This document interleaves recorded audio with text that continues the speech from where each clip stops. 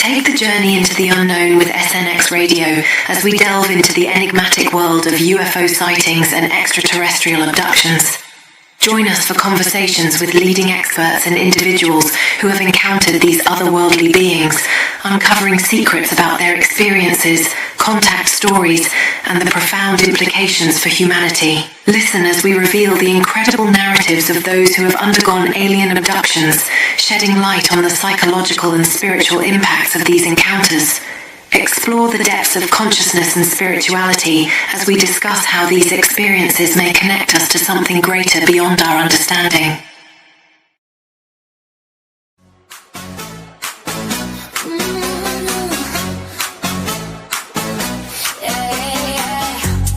Met you on the back row, phone screen glow, slow motion halo. You say hit that follow, next thing we're flying over cargo. Swipe up, then we lift off. Both feet leaving this floor. Highway like a kick drum. You said you're ready for more. Coleyufo, beam me up, lights go whoa. Turn it up, dance on the stars, feel the cosmic drop. Coleyufo, we never gonna stop. Beam me up, you up there all night. Coleyufo, shining extra bright. Top 10 hit, we're trending worldwide. Coleyufo, take me for a ride.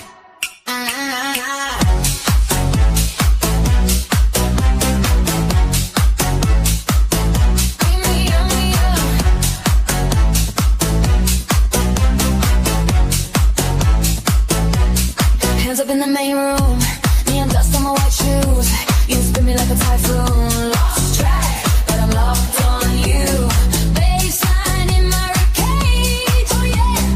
Time warp when you say my name. You smile, then we time lapse. Two hearts in a hyperdrive lane. Coleyufo, beam me up, lights go whoa. Turn it up, dance on the stars, feel the cosmic drop. Coleyufo, we never gonna stop. Beam me up, eyes all night. Coley, shining extra bright. Top 10 hit, we're trending worldwide. Coleyufo, take me for a ride. Spin me around the moon, low gravity. Every little move, new galaxy. Closer, you're my supernova. Countdown, 3, 2, I disappear with you.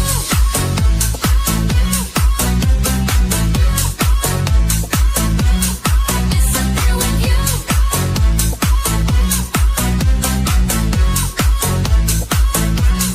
Coleyufo, beam me up, lights go whoa. Turn it up, dance on the stars, feel the hype and drive. Coleyufo, we're never gonna stop. Beam me up.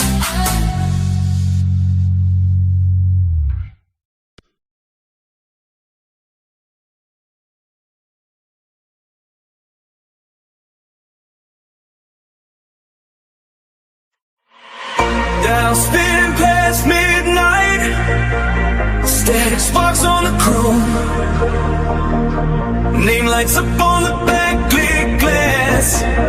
Calling you home. Signal in the sky, little blip on the black. Every meter in my mind, red lining on the track. I can feel that hum in the bones and the glow. Every beat says run, but the rhythm says go. Are you ready for the lift off? Are you ready for the spin? When the unknown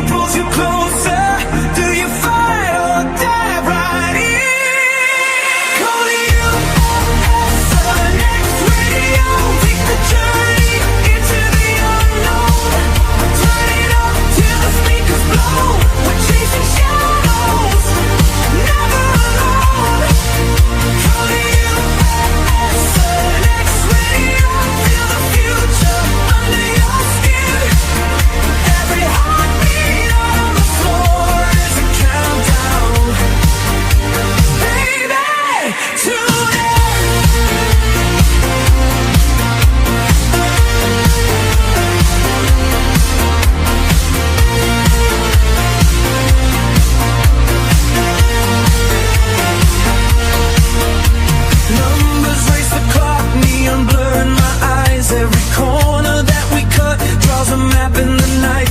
I don't need a map, I just follow the tone. Every switch, every flick is a door to the zone. Are you ready for the drop now? Are you ready for the spin? When the night cracks wide open, let the strange light pour in. Call the SNX Radio, take the journey into the unknown. Turn it up till the speakers blow. We're chasing shadows, never alone.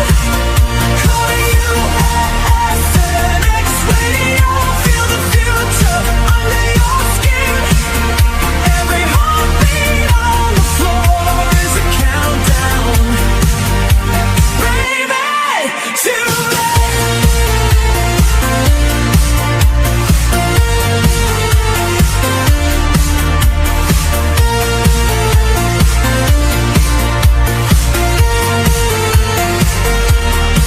close your eyes, let it scan you. Every thought, every code, every scar. We are tuned to the same strange channel. Every heart like a distant star. Hey, so run with me through the glitch and the glow, where the dawn never finds the end. If we're lost on this wild transmission, then get lost with me again.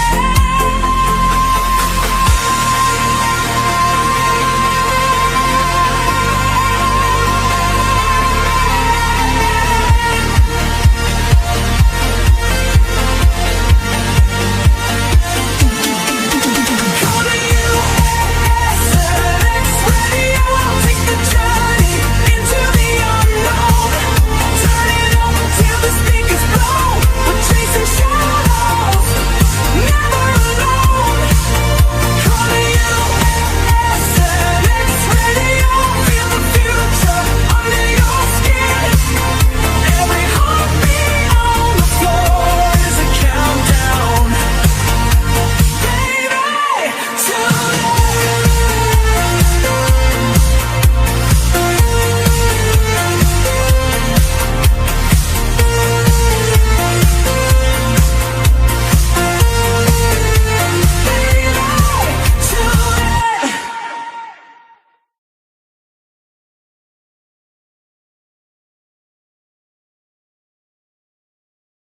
Hey! SNX crew, BMR pirates. Lights in the sky, tracks in the mud. Are you ready? Stomp if you believe.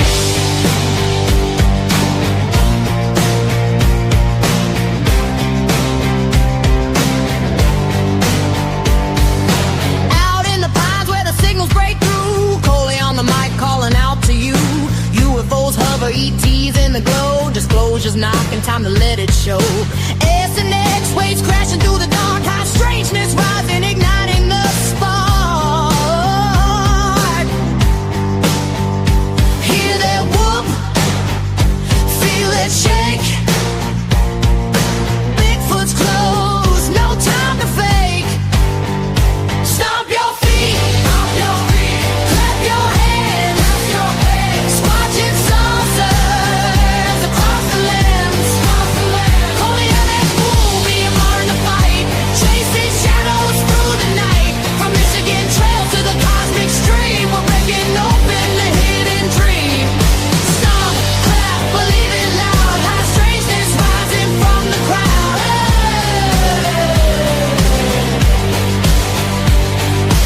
Deep in the woods, eyes glowing red. BMR step where the legends tread. Vocal thunder, snort in the ear. Sasquatch standing crystal clear. Books of encounters, tales so raw. March with the bizarre, breaking every law. Breaking every law. Feel the ground shake. Hear the call. Cryptids walking, standing tall. Stop your feet, clap your hands. Squatching saucers across the lands. Coleyufo, BMR in the fight. Chasing shadows through the night. From Michigan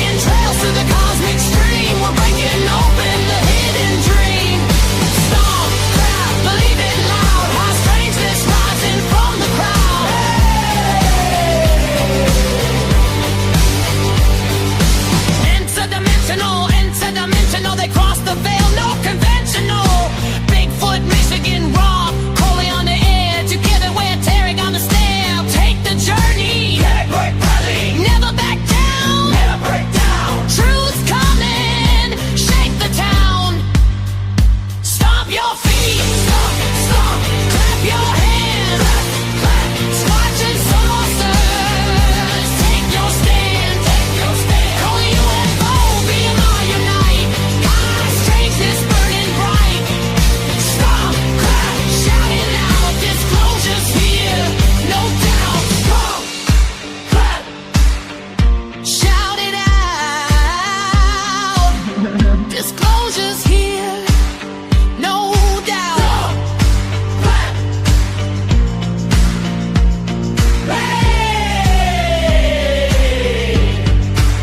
The unknown's calling. Answer the roar. Answer the roar. Answer the roar.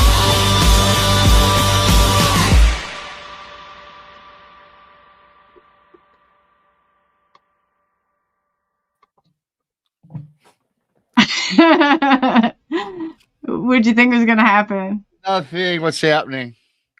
What's happening? Welcome everybody to another episode. Well, another unhinged episode of chaos and banter, and which brings chaos. I'm joking. Indeed, To it's an unhinged. unhinged collab. Unhinged. Yeah. So we'd like to welcome everybody in chat, but do let everybody know maybe like the wrenches. I mean, I don't know if you want to say anything, but Yeah, no, I'll wait and play it out. I'm not gonna okay. say anything right I guess just be on alert tonight is all. Yeah, there's some. there was somebody that I know is a troll that I banned, and then somebody unbanned him. That's all. Yeah, just make sure everybody's safe. Anyway, I want to say hello to Kitty Catty Whack. Thanks again. She was pointing out questions. It was great with Maya the other day, and we hit like every single one of them. Gary, do you want to start at the bottom, Rob, and I'll start at the top? I can start at the bottom if you like. I just got to get out of the full screen here. I can start at the bottom. Jason Finch, Big Henry, Hi, Jason. Blazer, Lori, Maya, Mad Pax, Mr. Zorch, Kurt W, Kitty Caddywhack, Mike Nation, Roger Blair. Let's see who else. There's a bunch in there. Werewolf. GC. Blazer, MT. Only Bigfoot. Yeah. I know it's a lot. Moon at Noon, Unsecure Signal. Roger Vincent. Blair. Yeah. Lori. Let's see, are we crossing over yet? I see myself. You see yourself. National Wolf, huh? UFO, yeah, Coleyufo. No, I'm joking. Oh, you see Big that? Henry. Yeah. Big Henry. You want to keep going? I don't know. Yeah, D Worm is in the house. Moon at Noon. Did we say that? Yeah, we said. I think we said. Oh, Kurt W75. I said him too. Oh, you did. Kitty Whack. That's okay. Twice. Kitty, that's okay. I would have to, you're fine. You don't know. That's cool. You're all right. Diane. Did you get to Diane? I did not see Diane, and Diane's always in the chat. Sean Gronkowski's here. Thank you for coming on in. Yeah, welcome everybody. If you're new, or you haven't been here before, make sure you do like, subscribe, share with your friends. We don't mind if you do that. And comment. Yeah. Chat away. We'd love to hear about how your days are going.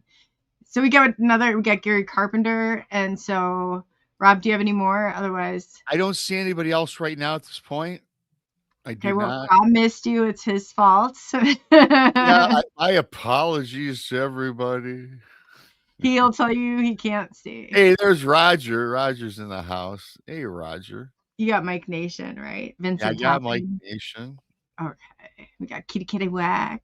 And I think that should be it. So and Jason good. Finch. Yeah, so we should be good. So we can go ahead and I would normally introduce the guest and then bring them out, but we don't have any of that. I don't know why I was in such a rush.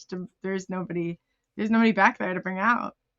No, it's one of those laid back days for you because you Yeah. always have Like, to look down and put it on 20 different streams because Coley streams like 95 different labels, I you know. do too. I do too. I had to fix one before. That's what took, and I don't know for this, whatever. But I did scale down first night. Just we'll see if your theory is correct. Oh, with the StreamYard? Yeah. Yeah, Well, we'll find out next time. I couldn't do it. No, with YouTube and stuff. No, not with this. With YouTube. Just your theory. I'll explain it later. Yeah, it's kind of. But for everybody that's new coming on in, Coley and I have been doing these. This is about our 4th collab, I think. Last time you said it was our 6th. So I don't know. Well, I don't know what to believe anymore. I'm not going to. No, there's 4. I'm not going to include the shorts. Oh, okay. Yeah, so there's 4? 6 with the shorts. Yeah. I think this has to be 5 or 6. Well, I marked it number 4. Oh, okay. I'll have to look at my inventory. I think you're missing a couple, but I don't know. I set up a playlist on my channel. You'll have to review it and tell me what I missed. How's that sound? Well, if anybody else can point it out. Yeah, of course you can. Right. No. Nope. Yeah, again, we are streaming on SNX Radio. So if you're any pirates, subscribe to Coley. Yes, and if you are any, and look at this, the Super Cat is open for Moon at noon. Yeah. Like the kids. Yeah. I somehow coined this Super Cat on accident. You BMR'd it. Yeah. So now it's a thing now. The Super Cat. The Super Cat. Yeah, Super Cat is open. It has a ring to it too. Yeah, it's kind of cool. I don't know how that evolved, but hey, it sounds cool. I like it. That's right. So, and Coley also has memberships. We don't know what your membership people are called yet. Like mine are pirates. I know. And we are the nameless bunch yet. So yeah. Whoever said, I think Poncho always say Holy Coley. And I was like, I can't do it. I went to Catholic school and this is. Holy Coley. I don't know. It just feels wrong. I don't know why. I feel like I should go to what do you call it first? Where you confess the confession. Yes. Yeah. Wow. I call it what it is. I haven't been to confession in decades. I know. I remember lying when I went to confession. Oh, yes. I was only going to tell them I was mean to my brother and sister, and I'm really sorry. Yeah. I mean, so we lied while we went to confession. So, yeah, so that was already a sin, right? Lying. Yeah. It was probably a mortal sin at that. It sucked though, because I know we both went to Catholic schools, and I went through 1st through 6th grade.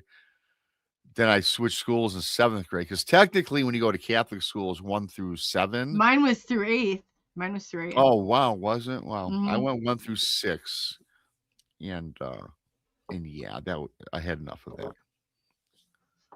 Oh, Blazer, meow. Blazer is one of the best. Him and Gary and those wrenches. I feel like they could be in a competition, like a wrench off. Yeah, Blazer's great. They are on it. Yeah, absolutely wonderful. Thank you, Blazer. It's greatly appreciated. That was awesome. And 11/11, and that's even better. Make a wish. Mm-hmm. Is that what this stands for? I mean, I don't. 11/11 has always been the same, isn't it? Make a wish, but it's the spirit numbers. But I don't know. I wouldn't like quote it exactly, but I'm gonna look. Yeah, it could be. I don't know. I've seen Blazer drop 11.11 quite often when he does a Super Cat. It's like the best. I thought there was some significance behind that. Yeah. Blazer, if you want to tell them what it is, make a wish number for manifesting. Yes. See? Aha. I'm all about manifesting too, Blazer. Yeah. Yes. I just didn't want to put it into words, but yes. See, make a wish. That's where you make a wish. It's about manifesting. That's awesome. Too, really quickly, when we were talking about confession, back when I went, I think the last year that I went in Catholic school, they had it where you look directly at the priest's face. So, you know, you weren't Yeah, sitting behind the you didn't screen. even get behind the screen. Yeah, man. no. And I knelt in Uh-uh. front of him. He knelt in front of me, and I can't look the Mhm. priest in the face. Now, granted, I'm in 6th grade. How many sins do I have? But it was still awkward. You still methodically planned Yes. out lies. I mean, not that they necessarily weren't true, but you limited what the truth be told, and that's dishonesty. That's like manipulate, like, and he knew it though. They knew it. They knew we were all coming. We all were saying the same thing. We're all talking in line, like, hey, what are you going to tell the priest you did Yeah, bad? but You know what I mean? Like, you can only yes, hear this yeah, so many times, and you're like, these kids are a bunch of liars. Either that, or well, just this is, I don't know. I don't know. Well, I will tell you this. In 6th grade, yeah, that was awkward as a 6-year-old in 6th grade. However, I got married. When I got married, we got married in a Catholic church. I was Catholic, the ex-wife Catholic.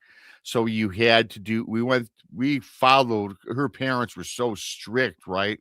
Yeah. With the Catholic upbringing. And if you're getting married in a Catholic church, the church You had to be also wanted confirmed. you to, yes. And you had to And you had to go through had to do your confirmation because you wouldn't confession. go in high school. I was confirmed. Oh, no Yeah, way. I was You did confirmed. adult confirmation. I got that done. Yeah, I did. And then I did the old confession when we were to get married, because they said that's a requirement, for the husband and wife to both do their final confession before marriage. That's when I was sweating bullets. So you had to lie to him. Yeah, oh as my an God, adult, yes. which is probably some sort of double mortal sin. I said, yes. You should have wore a scapular with the wool on the back, so you could itch yourself nonstop for the next 3 months. The as scapula. punishment. Oh, I got a story about the scapula. It's just kind of sad. So the thing I kept saying, I remember, was, I've used the Lord's name in vain millions of times. Yes. I was trying to think. And that's all I kept saying. Oh, listen to this. Blazer says, drawing a Catholic cross in the third eye of the forehead in ash is meant to keep it closed. The more you know. Oh, doesn't that make more sense? Ho ho. Oh, I like that. Yeah. Bam. I mean, for real. Does that not ring? Does that, after going for so many years of Catholic school, I went through the 8th grade, so I had a few more than you. 2 But, years. Yeah. I'm just saying that just hit home right there. It hits home. And I will tell you this, as you well know, when I went to Catholic school like you did, 5 days a week, I was church. I mean, Yes. I haven't been, I don't go to church anymore. I believe there's other ways to honor and serve God, right? But A beer and a barbecue. beer and a barbecue at Rob's house. I'll give you a sermon. And however, though,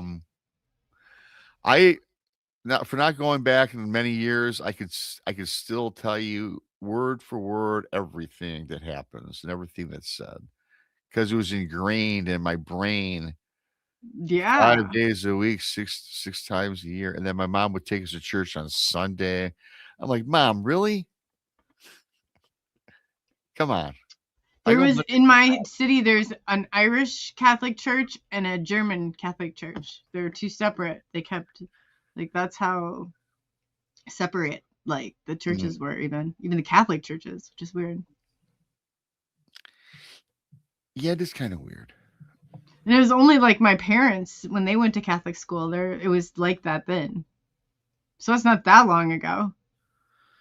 No. Not too. Just think about it. I don't know. Yeah, it's interesting.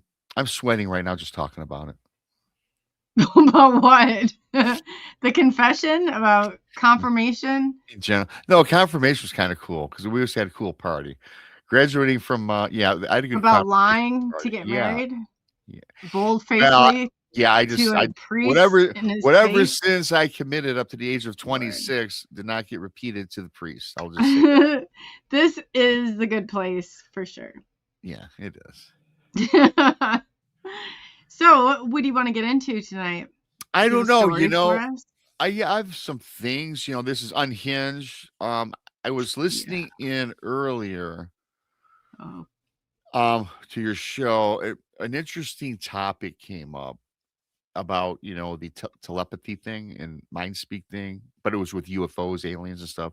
We're not going to mm-hmm. go quite that route. I I never was a big believer in the telepathy thing, right? Or the You guys call it mind speak or something, don't you? mind speak, telepathy, kind of the same thing. Yeah. And I got a story that I can share from a guy that I talked to. But before I get into that, I will tell you this: good old BMR. I believe that there are very good psychics and very good mediums, and I think that a lot of them are quality and they do a great job, and so I do believe in them. But if you would have asked me this 3 years ago, I would have told you, nah, not my thing, right? Mm-hmm. And the reason that I'm a firm believer that there are great people out there that do that work is simply because, and I've told this before. Your people might not have heard it.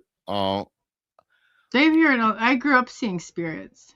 Well, I grew up seeing all sorts of things, yes, but That's what a medium is. So you know they're out there, and you they're know that out, there are some of them yes. that are Oh, good. when it comes to somebody that can actually speak and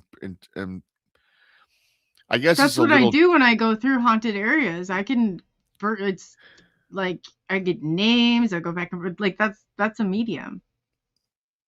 See, it's weird because I was just talking to Fidesz the other day, Mm-hmm. and I told her it just popped in my mind, and I said, "Is your birth date?" Blah blah blah. She goes, "How did you know that?" I said, "I didn't know that. It just the numbers popped in my head." Mm-hmm. I'm not talking about me. I don't. People say I have these certain abilities. I think not. That's so The stupid though, because it's a requirement to well, to do even what like we do, it kind of is, right? every single experiencer has either they had it before, like their whole life, they had it shortly before or shortly after. Every single one of them, and it holds true for I do find like that to be true, and I don't want to bore people with the story I told you many times about the kid Jimmy in my neighborhood and other things. And I can sense things from people for sure. I guess I'm in that boat where I just don't like to admit it, I guess, and people say yes. But but reverting back to having this mind speak with aliens or with the cryptids, right? mm-hmm.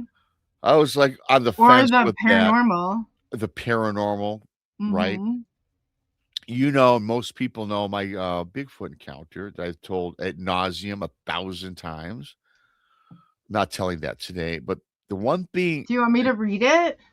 No, I do not. But thank you. Yes, I know where this is I going. can Nice read segue. it. I've got BMR's books. See, you can get them on Amazon. Yeah. And this is not a. I told you. I just wait for the perfect opportunity. I could read a story out of book 1 or book 2 Yeah. too. Yeah.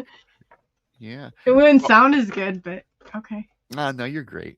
I'm thinking about having that turned into an audiobook as well. But anyways, thank you for that, Coley, for showing those. Yeah, you can find them on Amazon. Simply type Bigfoot Michigan Rob in your Amazon browser. Thank you. The description or the link is in the description. Thank you so much. Yes. You're welcome. I It really is. I know. And so, anyways, getting back to my Bigfoot encounter, blah blah blah. Everyone's heard it a million times, but there's one thing that really baked my noodle. Taking a saying from the movie The Matrix. Yeah, I was like, okay, I had this woman on my show, and I never ever mentioned the red barn, right? And there's a red barn that I noticed during my encounter. But I also noticed a picnic table. I noticed a dilapidated house. I noticed a swing set. But when I tell my encounter story, those are insignificant and they have nothing to do with my story. It's always the same. I never divert from it. Yeah, there was a red barn. Something's telling you Yeah, there was it's something there, significant. and I remember seeing it, but it's not a part of the story. It's not significant. So one day I'm doing a show, Robin Haynes, that's her name, and it had nothing to do with me. I was interviewing her because she was Oh, I was looking in the chat. I She was like, what? she what's that? I thought the name, and I was like, Oh, Robin Haynes McCrae. No, she's not in the I chat room. was like, yeah, I was No, like, she's oh not in crap. chat. So I'm She looking was in on my chat. show about 2 years. Yeah, Coley. She was on my show 2 years ago. Okay. It's okay. Yeah. It's okay. And so we're like an hour into my show, and she says, Rob, Delano says he meant you and Cindy no harm. Right? I'm like, what in Mm-hmm. the hell are you talking about? Who's Delano? She says, that's your Bigfoot that you experienced in Cadillac, Michigan. I go, what? She goes, yeah, I'm talking to him right now. And she's saying this on my show. And I'm like, oh, Mm-hmm. really? Now I'm thinking, oh boy, this show's going off the rails. You know, I knew of Robin, and that's why I had her on. We had the discussion about Mind Speak with Cryptids. So, Mm-hmm. Oh yeah, that's a different yes, ballgame. yeah, it sure is. And so she goes, yeah, he's been trying to reach out to you, Rob, telepathically, but you're blocking him out. You are blocking him from the communication.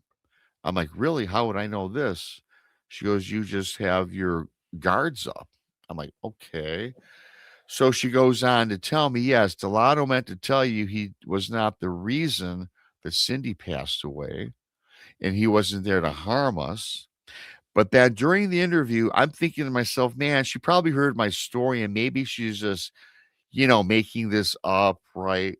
Until she goes, yes, tell Rob that I came from around the Red Barn from a portal. Could she have like Google mapped it or anything? Well, define the Red Barn, maybe. I don't know. But I never mentioned the thing. But what I'm telling you is the Red Barn is, I've never mentioned in my life. It's No, not not part that of my you've ever. story. Yeah, I know. I mean, But could you she have? remembered it, obviously. Now, I never thought about, could she have looked at Google Maps and looked at all the terrain? I suppose But she'd have to know exactly where you were, she'd though, have to know too. exactly, and she knew exactly where I was. No, but I mean, could she have known exactly where that No, spot there's was? no way in heck you could know exactly where I was. I mean, Well, the lake is huge. yeah, There's no, that's what I'm yeah. saying. Yeah. So I'm going to give her the benefit of the doubt, and I'm going to say that she is legitimate. And I will tell you, when she told me that, though, Coley, the Red Barn, and I know I never mentioned the Red Barn. He came from, tell Rob I came from around the Red Barn. I'm like, oh my God, she doesn't know that. Robin does not know that. I never mentioned it ever. And then when I heard that, whoa, I was like, I was just blown away. Do you by think it. of when you think about the story in your mind? Do you think about the Red Barn Never? No. when you're like going through the whole scenery of like Nope. being there, Nope. standing on a boat? Nope. I seen a lot of things when I was driving that little skiff around, the cheapskate that I am, according to you. Oh my God. Oh, that was Yeah, I horrible. know. It's okay. I've seen a lot of things. Should you explain this really quickly that this was an accident that I called? No, you did it on accident. Yeah. He's telling the story, which ends traumatically, but I did not know. I did not know the end, and so yeah. Yeah, she called me cheap because I got a And little. you really are like you're frugal, like. And then I found out why you worked for Enterprise, and then I was really thinking about it. I'm like, we were not like that in Southern California, but you were in Detroit. Yeah. So you guys were like at a whole new balling like level of negotiation. Like, oh yeah. You know what I'm saying? Then Hollywood and the Hollywood Hills, like you're Detroit, like yeah. Well, when you sell, you starve. You gotta sell, you starve. Yeah. See, Rob and I both worked at Enterprise Rent a Car in our younger years. And if you know anything about working for Enterprise, you'll know that it was like the mastery of, I don't even, what would you call that? Oh, it was a great life. I recommend anybody to work there. But do they teach you how to be like honest and like? It taught you exactly not to be honest, right? Ask 3 times for the no. We were selling. We were And selling. bottom line, what will it take to get your business? We were Like, selling fake insurance. yeah. All the You cars know? are insured. Yeah, they're all insured, but yet we're peddling We were giving insurance. fake free Which, by the way, upgrades everybody, or this and upgrade and I- charges yeah, for and I will cars. tell We you guys- rented cars we didn't have. Oh Yeah. my god. Somebody would call in the office and ask, and I was managing an office, and even all the employees, as soon as you're day one, you learn this. You book every reservation. Yeah, it doesn't matter if you. It doesn't matter how many cars you got on the lot. You could have 0. I want to come in 5 minutes. Okay, come on down. I'll book you a car. You just had people come in. You just booked reservations. I did 500 reservations in the morning with 1 car on the lot. I know. And I know. You talk I mean, about sometimes stress. you'd have like 1 reservation and 30 cars on the lot. I don't know which was worse. Sitting with all those cars on your books at noon, Well, no. or Yes. not having a car and having to lie and like buy yourself and then call back, plead in any favors you had coming that you owed, like another branch, like you were calling those in. Yeah. And it's funny, you still have the lingo on our books, because on our books at Enterprise, you wanted to have 0 cars on your books. So in other words, that means you don't want no cars on your lot because you're maximizing your dollars. So we would, so you'd call in favors, like Coley said. I'd call a office across the street because I would book a limit. I booked 2 white Lincoln Town cars. Did you even have them? No, we didn't even have them in our fleet. Yeah. You could just roll them in like a. So I rolled them in 2 black ones that I got from 2 I other was gonna think about a locations. couple cargo vans. Or Yeah, 15 we talked passenger about vans. that before. Yeah.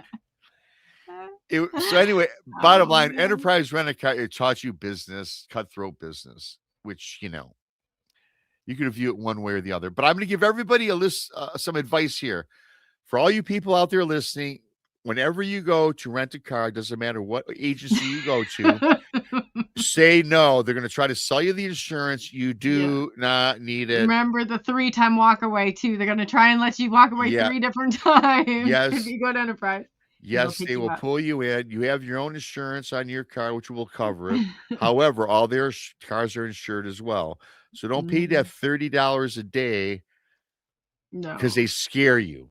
Yeah, and they circle law. We used to circle the law in the paper. And then they'll take the copy of the car and they'll mark every little nook and cranny that's wrong on that car. Yeah. Now, if this comes back, I know where all the scratches are, Mr. Jones. If I find another scratch, it's your deductible you have to pay us. Yeah, and then $75. Yeah, but your deductible and your insurance is going to go up for at least a good 5 years, if not more. So for the comfort and peace of mind, it's only $30 a day. Buy the all right, that's for full coverage. But if you just wanted the limited liability, that's only $14.95 per day. Yes, it evolved into all that. Yes, Lori Ladd, your insurance does cover you. It does. It does. Even if you didn't have insurance, it would still be covered. Yes, because the cars are insured. The rental cars are insured by Enterprise. Yeah. Or Hertz or Avis, whoever. So a lot of people are going out and they're like buying all this extra insurance for the rental car. And we're like, yeah, you just should have paid the $14.95 per day here. Yep. And it would have saved you like how much money that you don't even need to spend anyway. Oh, right. You don't. That was a trip. So it taught me this, and to be honest with you guys, we had, that's they wanted you to sell. That's the only way you could get promoted, so. It was like a cutthroat thing. That was like podcasting right there. Oh, yeah. Some people are brutal. Holy crap. Some people are brutal. Yeah. Yeah, Lori said there's stipulation if your insurance only covers if your car is covered, if it's disabled or in a shop. Yeah. But anyway, yes. Coley and I worked at Enterprise. You don't need the insurance. Boom. Use your own, but the cars are covered. You don't even have to use your own. No, you don't. They'll take care of it. Yeah, I wouldn't give them your own insurance. I Even if don't you give- had insurance that covered the rental car, don't give it to them. Oh, if I rent a car today, do you have insurance? I say no. So. Well, you're lying about everything else. You could have lied about that too. The enterprise way, that's what they taught you. Like, that's the only way you're going to beat them at their own game. Oh, for sure. I have insurance. No, but that I don't know. They don't check if that insurance covers that car. And if they did, if it was literally causing them, because so many people carry liability and it's not even offered on so many insurance policies. Like, it's just kind of like one of those scandals. Oh, it's very scandalous. So Rob worked there. Yeah. And he got promoted all the way up to manager. I only make cut it throat to assistant MA. Like, I didn't make it up. I didn't have to cut that many throats. Let's put it that way. Yeah, no, I worked there maybe a little longer than you did. I made it in like year 18th month or something. Then I ended up quitting after that, doing something else. I worked there for a few years. So. Yeah. I liked it. It was a fun job. I would do it all over again. I loved washing cars and suits. Yeah, that's the only one. It didn't matter. Yeah, you had Southern California be 116, 117 degrees in the valley, and we'd be out there in button-down shirts and suit jackets and like washing cars. Yeah, right. Yeah, that's what you did. And then in the winter in Michigan, yeah, you're out there washing cars in 10-degree weather. The bottom of my dress pants on my suits would be caked in salt, so I had to buy a new suit every 3 weeks. It seemed like. Oh my god! Spent a lot of money on suits on that job. Oh yeah. Because you had to wear suits, right? So. Yeah, so did we, and I couldn't even keep especially the collared shirts, and I was like, oh my god! Oh yeah, it'd be so hot. So hot.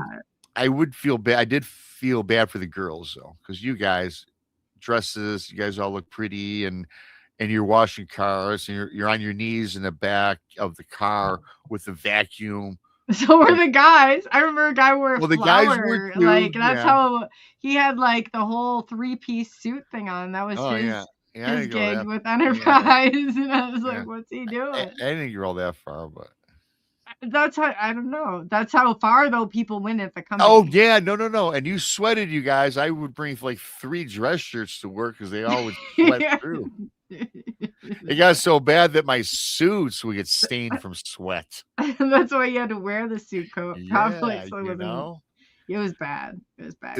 As bad as it sounds, it was a lot of fun doing that. It was fun, yeah. It was a lot of fun, and a lot of great people have gone on the bigger and better things working in Enterprise. But it does give you one thing: the discipline of business, which is what I always respected. Because it helped me in my business, right? It did. I use a lot. I still practice the Enterprise way today on a lot of things. Mm-hmm. It's you can't unforget it. Even indoctrinated in it, and you're only allowed to hang around others who are also. Yeah, so it's like a complete mind control. You could only date people that worked for Enterprise. Yeah, I was your ex-wife. Was she an Enterprise? Yes. Oh my god, that's how it always worked. Yes. Yes. No, I can't even tell you how many Enterprise employee weddings like there were. I think there's maybe like one person I knew that married outside the circle. Otherwise, it was all at Enterprise. I tell you what, Enterprise was like a cult. It was. Oh my god, they had it figured out. That's hilarious. Well, yeah, but with that said, it's a lot of fun. You and I could talk for hours as we, I can't believe you married a fellow Enterprise. I don't even know what you call them. And I'm trying to think of a word for it. What do they call them? E-rackers? Oh, yeah, the E-rack, yeah. Yeah, she was in used car sales. No, I was not in used car sales. No, not car you. Rental. Oh, she worked in the sales. She worked for Enterprise Rent-A-Car. Oh, so she sold yeah. They're even... And she's even more of a cutthroat. Shyster. Oh, they even would try and come and shyster us. And I was like, man, they're like the update. They're the upgraded version of a shyster. Okay. Yeah, they are. Oh, wow. I bet that was interesting. she was a really good salesperson. Oh, for sure.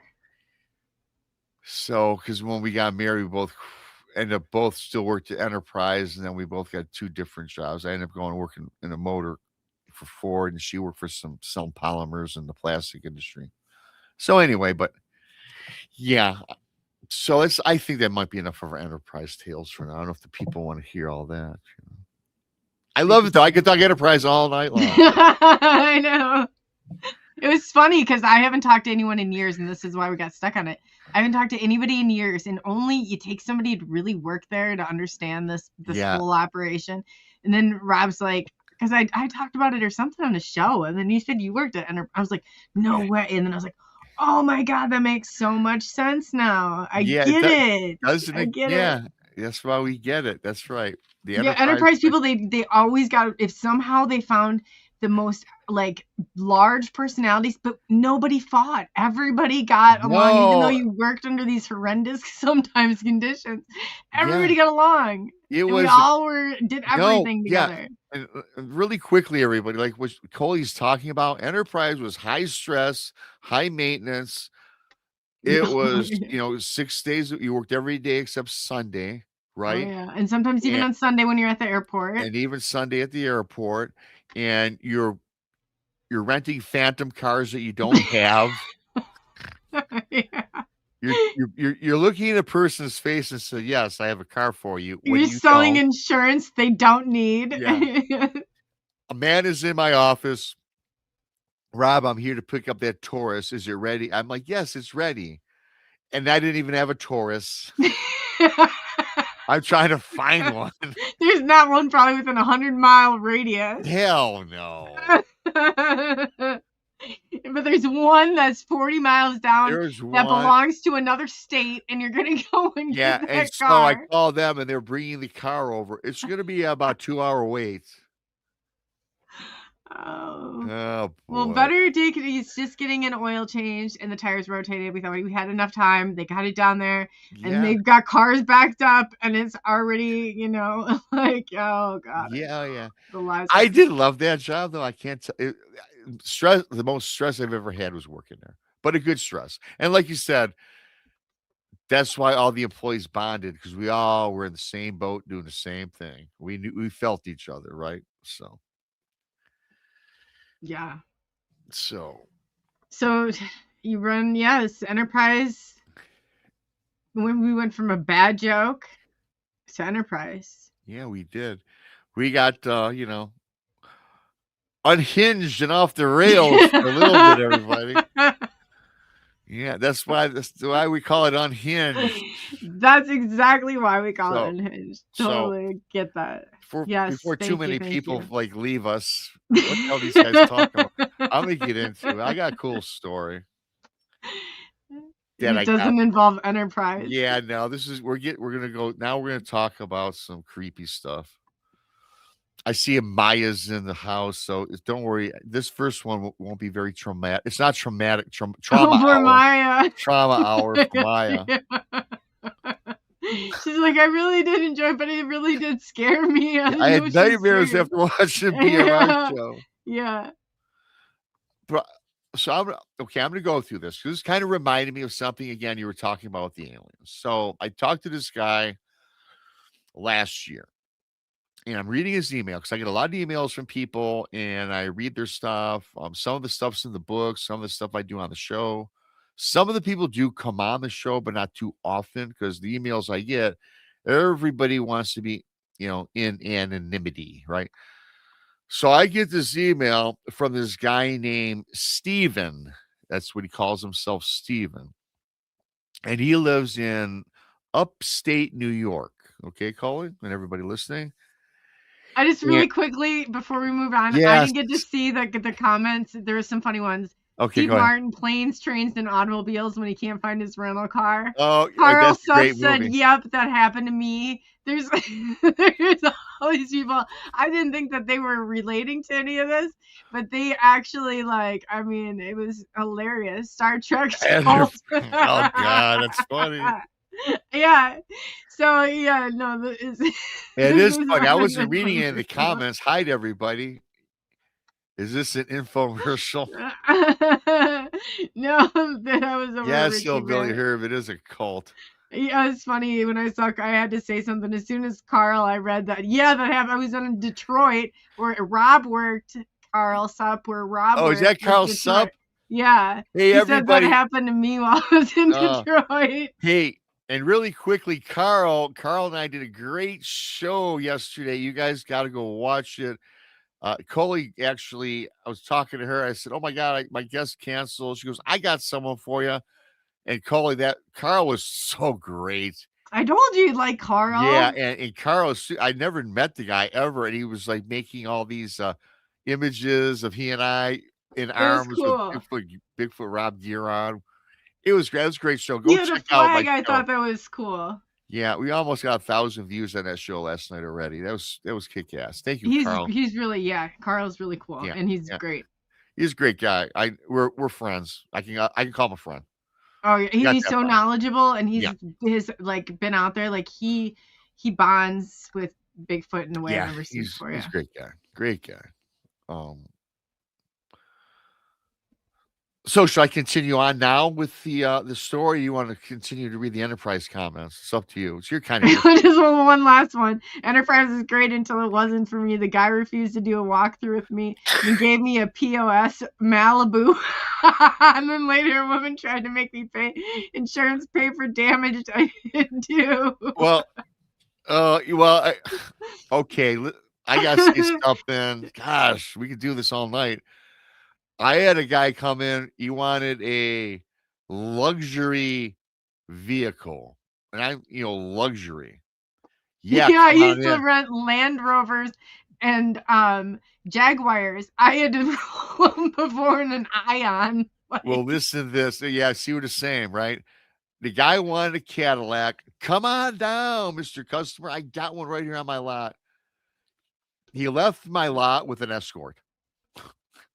Ford Escort, if you remember that car. Yeah, of course I do. It was other than the Aveo, it was like a step up. It was either a very spacious, luxurious cargo van. If all else failed, we had the 15-passenger van that's not booked for another 2 days. Get that off our lot. Yeah. But we'll trade you out with the cargo van in 3 days. No problem. You want to spend the night on my lot? It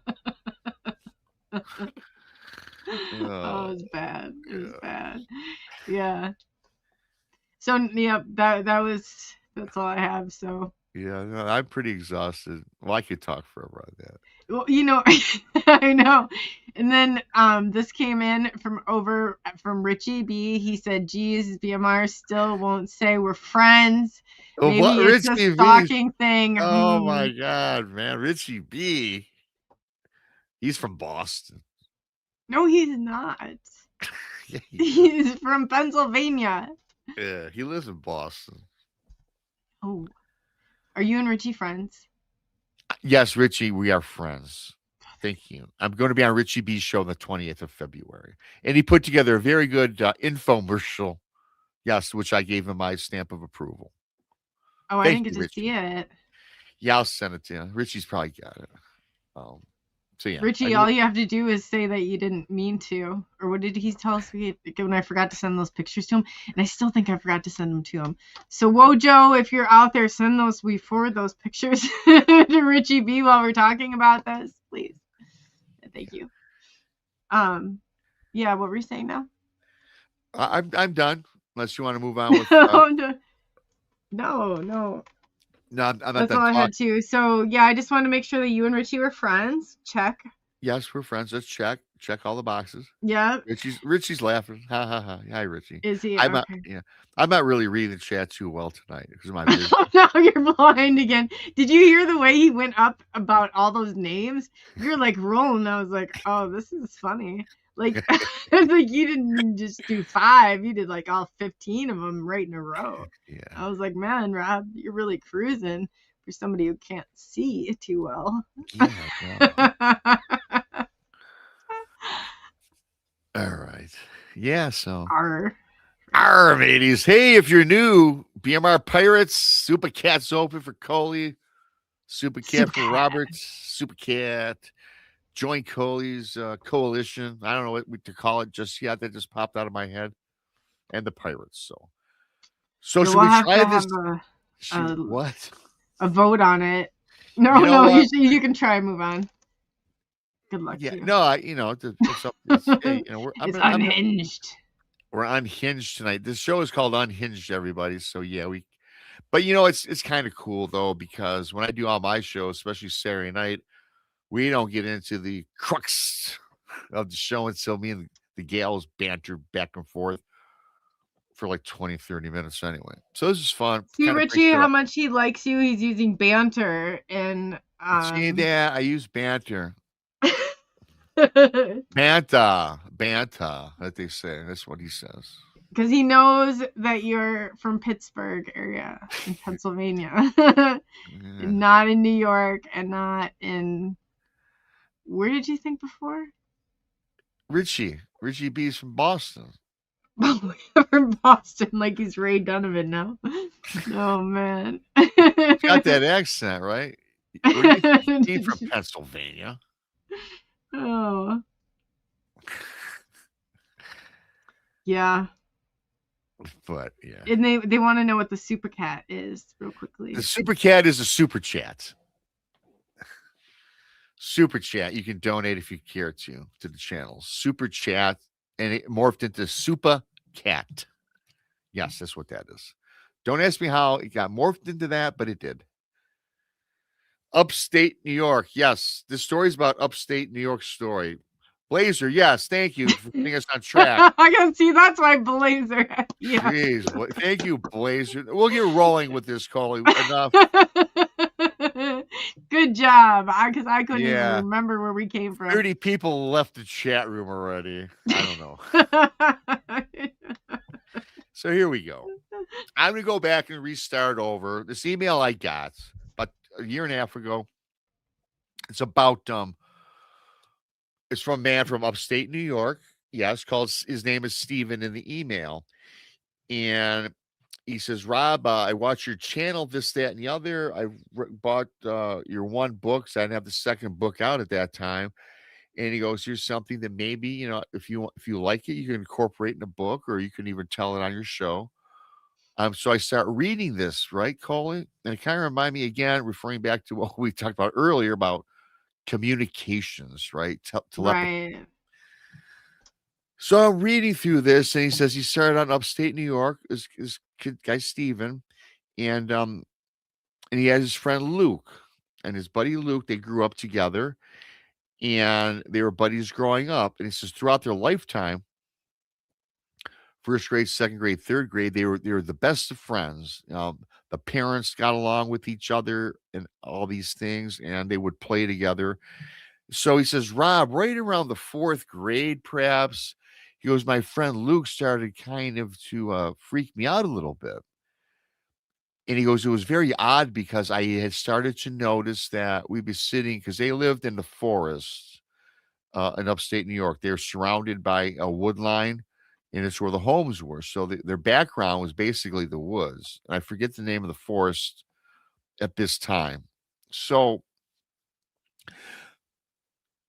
Stephen is telling me when Luke came over, they would sit out back on the picnic table in the yard, and he noticed that all of the animals would start to come out and surround them. He says, Rob, it started out with, squirrels, sometimes a skunk, some of the rodents, the rabbits and things, and they all seemed to congregate around his buddy Stephen, and it seemed like they just really were into him, but they ignored this guy, Steven, who sent me the email. So Luke is this guy who all of a sudden the animals are attracted to them, and these animals had nothing to do with this guy, Steven. So a few months later, the animals start getting bigger. Some deer would come through. He even said even a bear came through. It's almost like he was a magnet for them. So one day late at night, when they're together, this kid Luke tells Steven, he goes, I've been talking with these animals through my mind, right? Mm-hmm. Oh, hi, Free. I've seen it. She's Free's pretty cool. So anyway, he's been talking to these animals. He tells his friend. So he started freaking out his friend a little bit, and so this Stephen tells his mom and dad, Luke has been telling me that he talks to animals. And the mom and dad are laughing and playing it off. It was like, oh, well, it's because, hey, you guys are young kids, your imaginations run wild. Now, the one dad, though, of Steven says he thought it was kind of peculiar, right? He thought it was odd. He didn't really like that this kid was lying to his son. So, about 2 or 3 years later, they're still friends. They're getting older. Now they're in their early teens. And then all of a sudden, this Luke says, hey, to Steven, he says, hey, the animals are telling me that you should not go into the Shindagan National Forest ever. And that's a key element to this story. They're about 13. And he asks his buddy, the animals told you that. Why? He says, I don't know, but they're telling me that you should not go there. It'd be dangerous for you. So he tells his mom and dad this, and they get back together. He said, man, the dad now says you cannot hang out with your buddy. I just don't like it anymore. Just he's putting all these crazy things into your mind. So he says, fine. So Stephen and Luke are not friends any longer. The parents made them separate until one night, about a year later, they run into each other. And then Stephen's buddy Luke, who talks with the animals, said, I just had to see you. I know it's been a year, but there's something I can feel changing in me. He goes, he says, I'm becoming part of them, right? Freaks out, his buddy Steven. He goes, yeah, I'm done with you. Never want to see you again. So long story short, in this beginning start, that's just the relationship between these two guys. And these two guys, were great friends, but this Luke starts talking to the animals. So Luke ends up growing up. He graduates from college. He's 22, 23 years old, has not seen Steven in about a decade. And guess what, Coley? And everybody listening. Well, very close. What do you mean? I'm sitting here intently listening. No, I just, that's how I do it. So, jeez. So, do you think I was sleeping? So no, I know you're listening. I can see. I know you're listening. I just threw your name out there and to everybody in the chat. So, the one friend, remember I told you when he was 13, he says, the animals said, do not go into the Shindagan National Park. Well, guess what happens? This kid, Steven, who was instructed by Luke not to go, got a job in the Shindagan National Park in the lumbering, as a lumber person, right? In what do you call it? Lumber yard? Yeah, not the lumber yard. It's slipped. Gosh, my brain is I forget the lumber industry. I guess they cut down the trees. Blah blah blah. Yeah, I can't. That's a lumber yard. Lumber yard. Yeah. So right. He's been working there for about a year. So Steven says, man, yeah, just the lumber industry. We'll leave it at that. So a logger. Yes, thank you. Whoever you, said Maya. that. Maya's on fire tonight. I don't know. I didn't know that. I talk about loggers all the time in Bigfoot field. So anyway, Steven misses his friend. He goes, because he drives right past where he used to live as a kid. But there's a good point here. Is a logger and a lumberjack the same thing? Because I said lumberjack too. I think they probably are. Okay. That's my guess. Not that I'm keeping score, but we got a point. So this guy gets a job in Shindagan. He remembers his buddy told him not to get a job there. And he hasn't seen his friend in like 5 or 6 years. but he remembers where his friend Luke lives. So one day after work, he decides, you know what? I'm going to go pay my buddy a visit and see if he's still living there. So he pulls up to his buddy's house and he notices that it's all overgrown. I mean, it's not been kept in a decade. It's almost like nature was taking over the house. He goes, "Yeah, this I'm at the same property." He's thinking to himself, "Believe it or not, but boy, this has really changed. It's unkept." So Steven probably don't live here anyways. So he goes, he knocks on the door. He says, "Rob, I'm there for a couple minutes." And I decide, you know what, there's no one here. He turns around and then he walks away. Then all of a sudden, the back door opens and this old woman comes out and she calls out his name. He goes, "Luke, is that you?" He goes, "Yeah." She goes, "Oh, you're here to see Steven. Who are you? How do you know me?" "Oh, I'm his grandmother." I go, and he says, "Yeah, does he still live here?" She goes, "No, come on in. Sit down. I'll make you a cup of tea or something." So they start to talking. He says, "Yeah, I remember you and Steven growing up, both of you boys together, and your parents, said that my grandson was crazy and they made you not be friends anymore and all of this. And so you separated." And then she goes, "I heard you work at the Shindagan." He goes, "How did you know that?" And she says, "Well, Steven told me you worked there." He goes, "Steven? How does he know that?" She goes, "Yeah, he's been watching you for the past several years." He goes, "What in the hell are you talking about?" He goes, "Yeah, he knows your every move. He protects you from the forest. Because if you remember, the animals said it was dangerous for you." He goes, "Man, you're starting to creep me out. Where's Steven at? Can I see him?" She goes, "Yes, Steven is going to be here momentarily. I can sense him coming." And she says, "Steven is different now. He is one of them. He's one of nature. One of nature." So this kid's getting creeped out. He decides, you know what? I'm out of here. I'm gonna leave. She goes, "No, please just stay. I know Steven's coming. I can sense him coming." So they wait around, they chit chat for another 20 minutes, and all of a sudden his old lost buddy shows up at the back door of grandma's house from his old house. He walks in, he goes, "Rob, I seen him, and he must have grown like 5 feet. He was very tall and lanky, he had long hair." And he says, "Rob, quite frankly, he reached out his hand to shake my hand. It was a paw of an animal." Sorry. What? I'm Blazer in chat. It just didn't make it. You missed it. Sorry. I I mean, can't read the I went chat. down and I read it, and I was Yeah, like, I trying can't to read the answer. chat yeah right now, but yeah, I'm sure I'll have to reread it. I'm sure it was funny, Sorry. but you're okay. So check this out. So his buddy is all crazy looking. He looks he had long hair, long fingernails. He didn't look like a kept person. And he tells his buddy, yeah, he's one with Mother Nature. And they get to talk. He says, "Yeah, I've been watching you. The animals say you're in danger. I told you not to go to the Shindagan." He goes, "But you're going to do what you want to do." He goes, "I've become one of them." He goes, "What do you hell you mean by that?"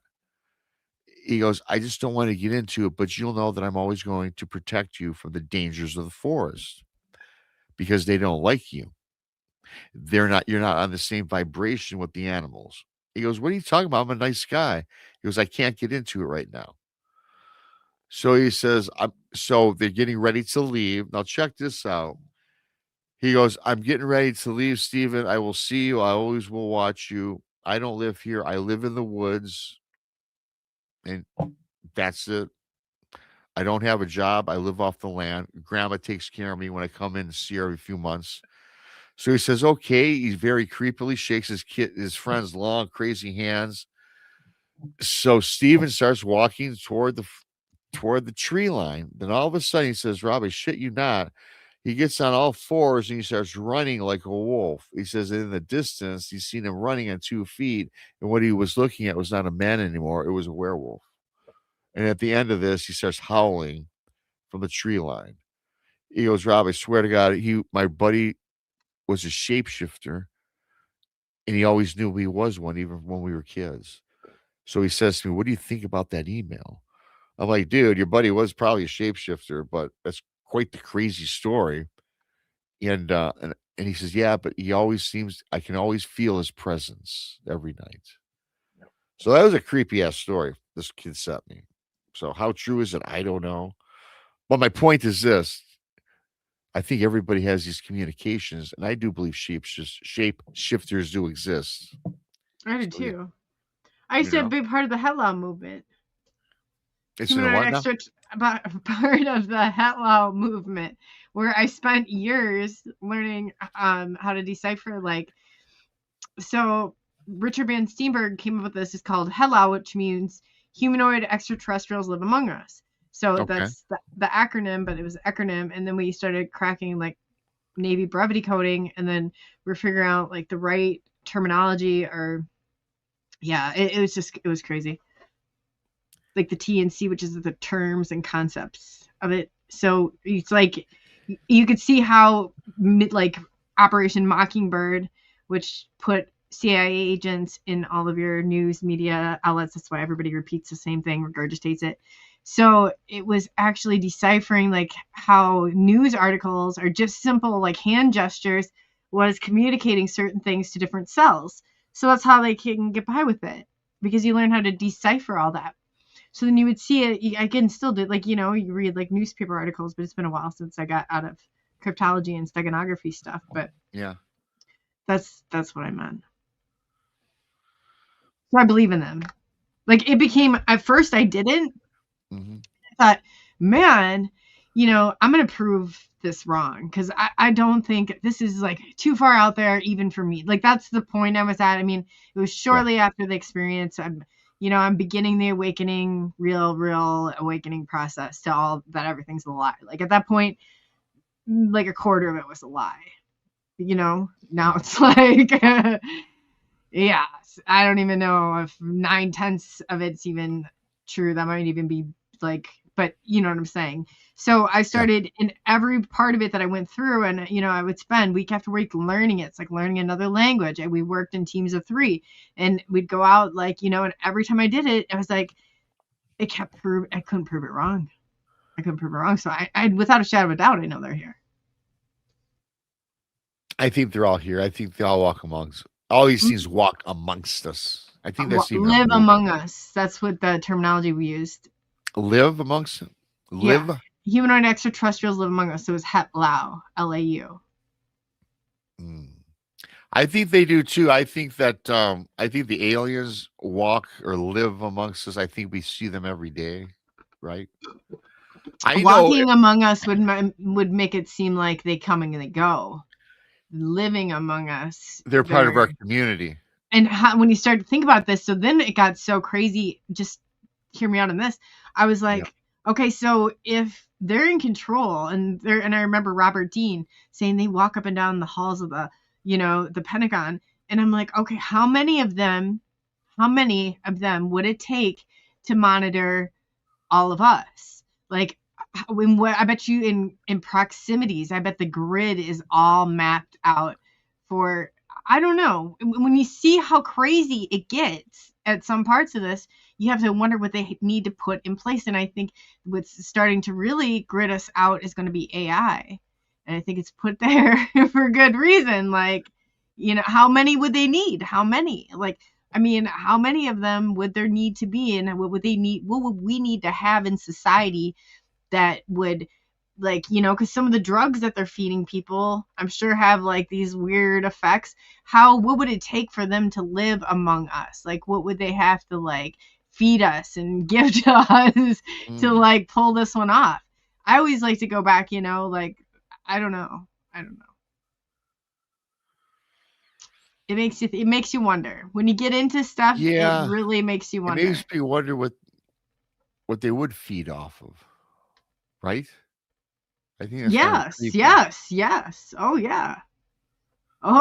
Why we have so many underground tunnels?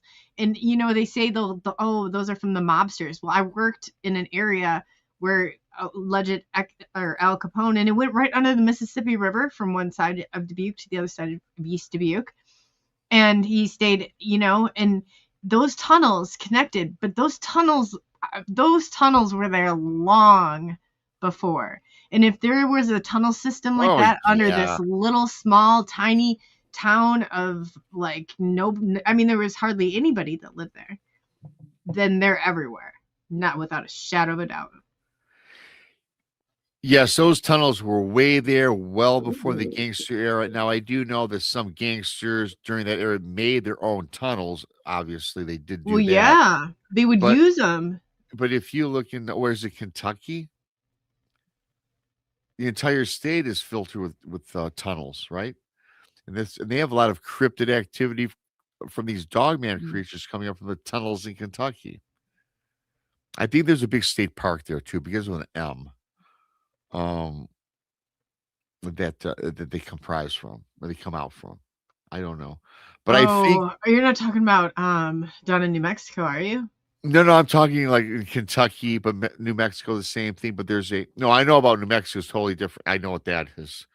There's a tunnel system in Kentucky, Mammoth Caves. That's the one I was thinking of, where they send the Boy Scouts. Mm-hmm. Oh, there's a lot of weird stuff going on down there. Yeah. I mean, I know somebody who went through that whole thing and came back like starved and like, I don't know. I was like, oh my God, I heard stories too. I've heard some creepy ones from these tunnel systems, that's for sure. There was I'm not going to get into this story, but there was, like in Detroit, they've got a lot of these older homes along the river, right?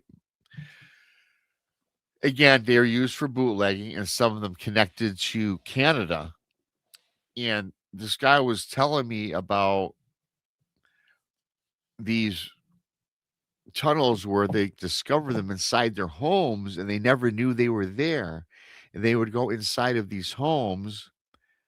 Like this guy was saying, in his basement, he heard these. He thought his house was haunted. And he said, where are these strange noises coming from? I don't get this. And him and his wife were out, and they're on the front of their property. They're overlooking the Detroit River. And they hear these weird sounds, and they can't place what these sounds are. They're like, man, what's going on here? And it sounded like it was coming from the hill their house sat on. So this is odd. So the husband is like kind of digging around on his hill and nothing. And later on that evening, inside their home, they hear these howls. And they were coming from the basement. It was coming from their cellar. Goes down the stairs, goes to his cellar. And in his cellar that he gets into is like a wine cellar. On the left, the right, and the back wall, there's all these bottles of wine racks. And he noticed in the far back wall, he starts hitting with a broomstick on the left wall, the right wall, and hits on the back wall, and it rings hollow. So the next day, he takes down his wine rack and he starts investigating. He goes through and he punches a hole in the back wall, and it led to a tunnel. And he ripped it down. Him and his wife start crawling through the tunnel. It was very narrow, but then it got big to almost like a 4.5 or 5 feet. And he starts going down this tunnel. He's walking and walking. Then he got this pungent odor. And when he gets in, he goes, Rob, I shit you not. There were big wolf prints all up and down, running up around this tunnel. Oh, yeah. And then there was skeleton remains of human beings, skulls, and legs and everything. And they were just sitting there for many years. And I knew about the bootlegging and things like that, but I was trying to put it together as where in the hell the wolf prints come from.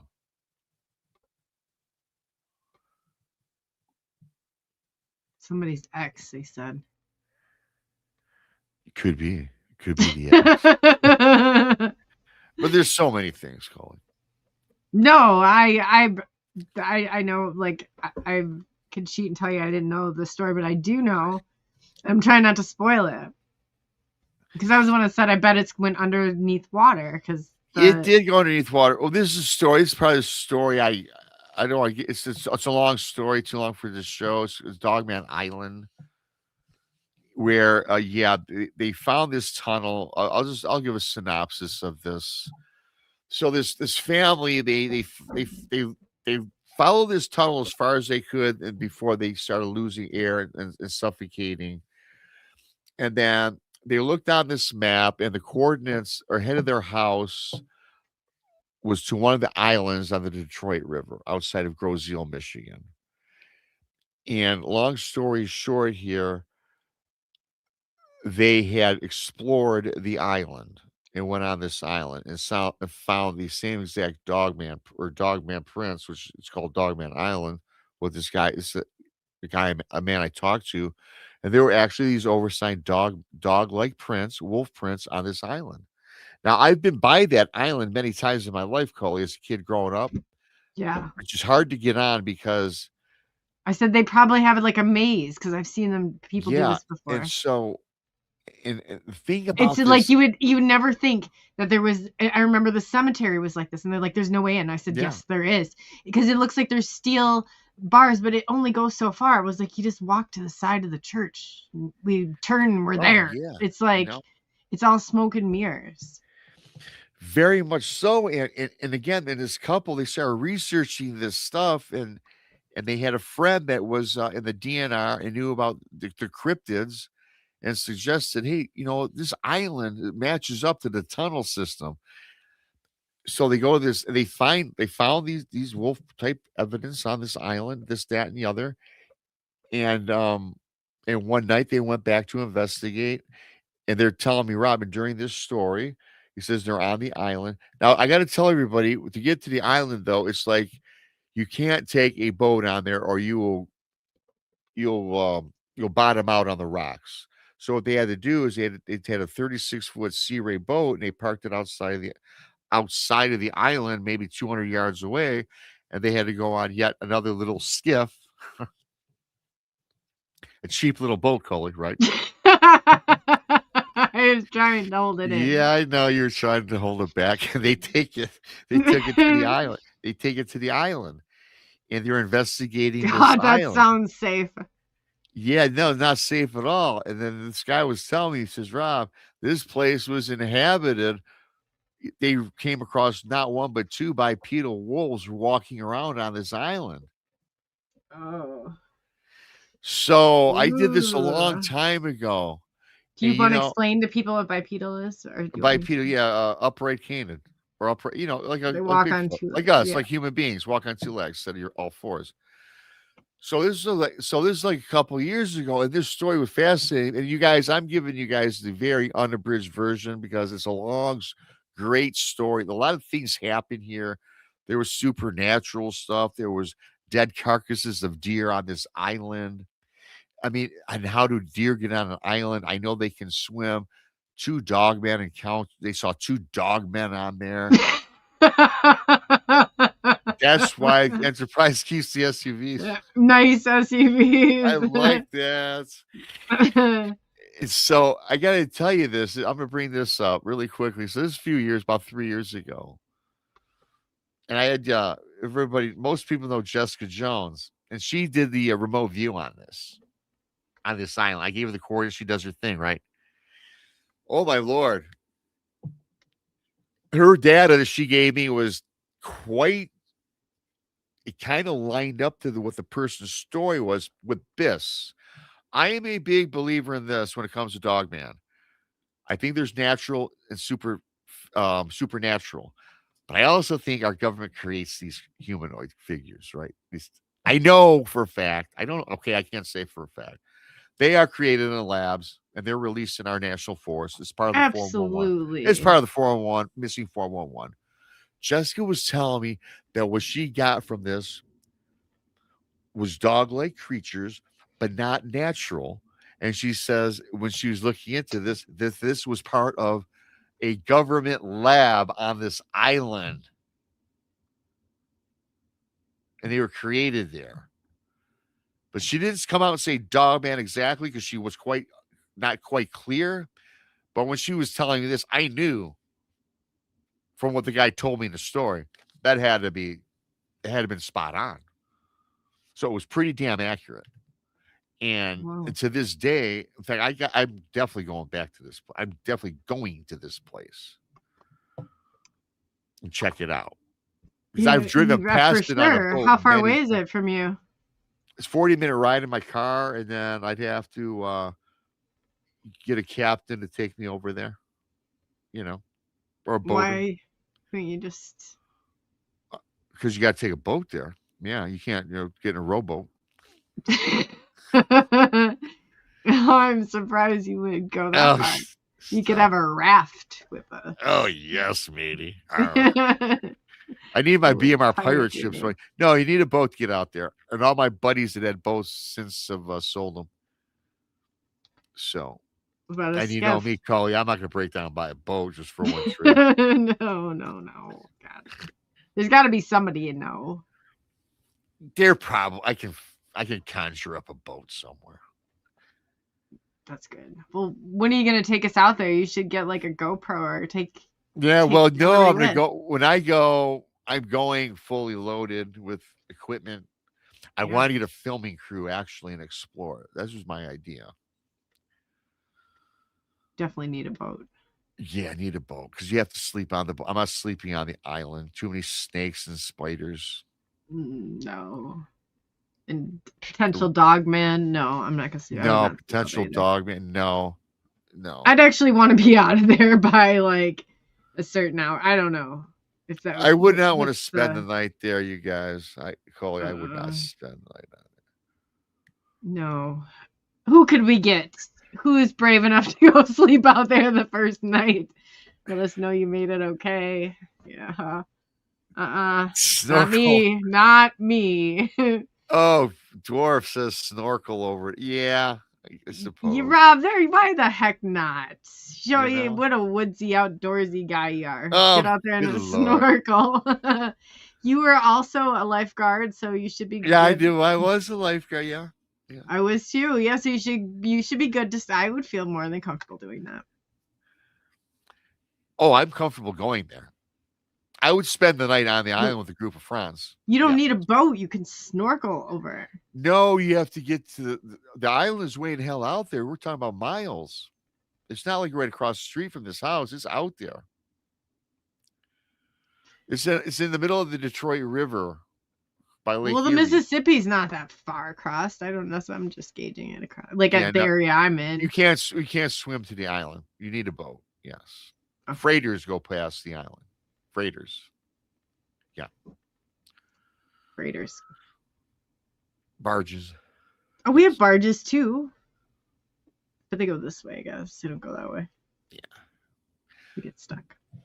So that story really is it's more detailed than that, you guys. I just gave the Reader's Digest version. But this couple discovered it, and when they told me this story, they didn't give me their names because they're very affluent people in Grosseal, doctors and lawyers they are. And yeah, I mean, I said, wow, that's something. So anything's possible in this world. Anything is possible. Anything is possible. I think I would put my money on it. But I've heard of so many different stories, like you'll think you're in a residential or a house or something. You're going down into a lab. Like you got to think that they're designed kind of like to be right out hidden in plain sight. Yeah, they would have to. I will tell you this. I think that Bigfoot does not want to be seen by us. I mean, we've seen Bigfoot, well, people have, but the dog man, it wants us to know it's there. That's my opinion. And again, it's only just opinions. Can everybody see a dog man? Yeah, why not? So if they're out there and they're populating and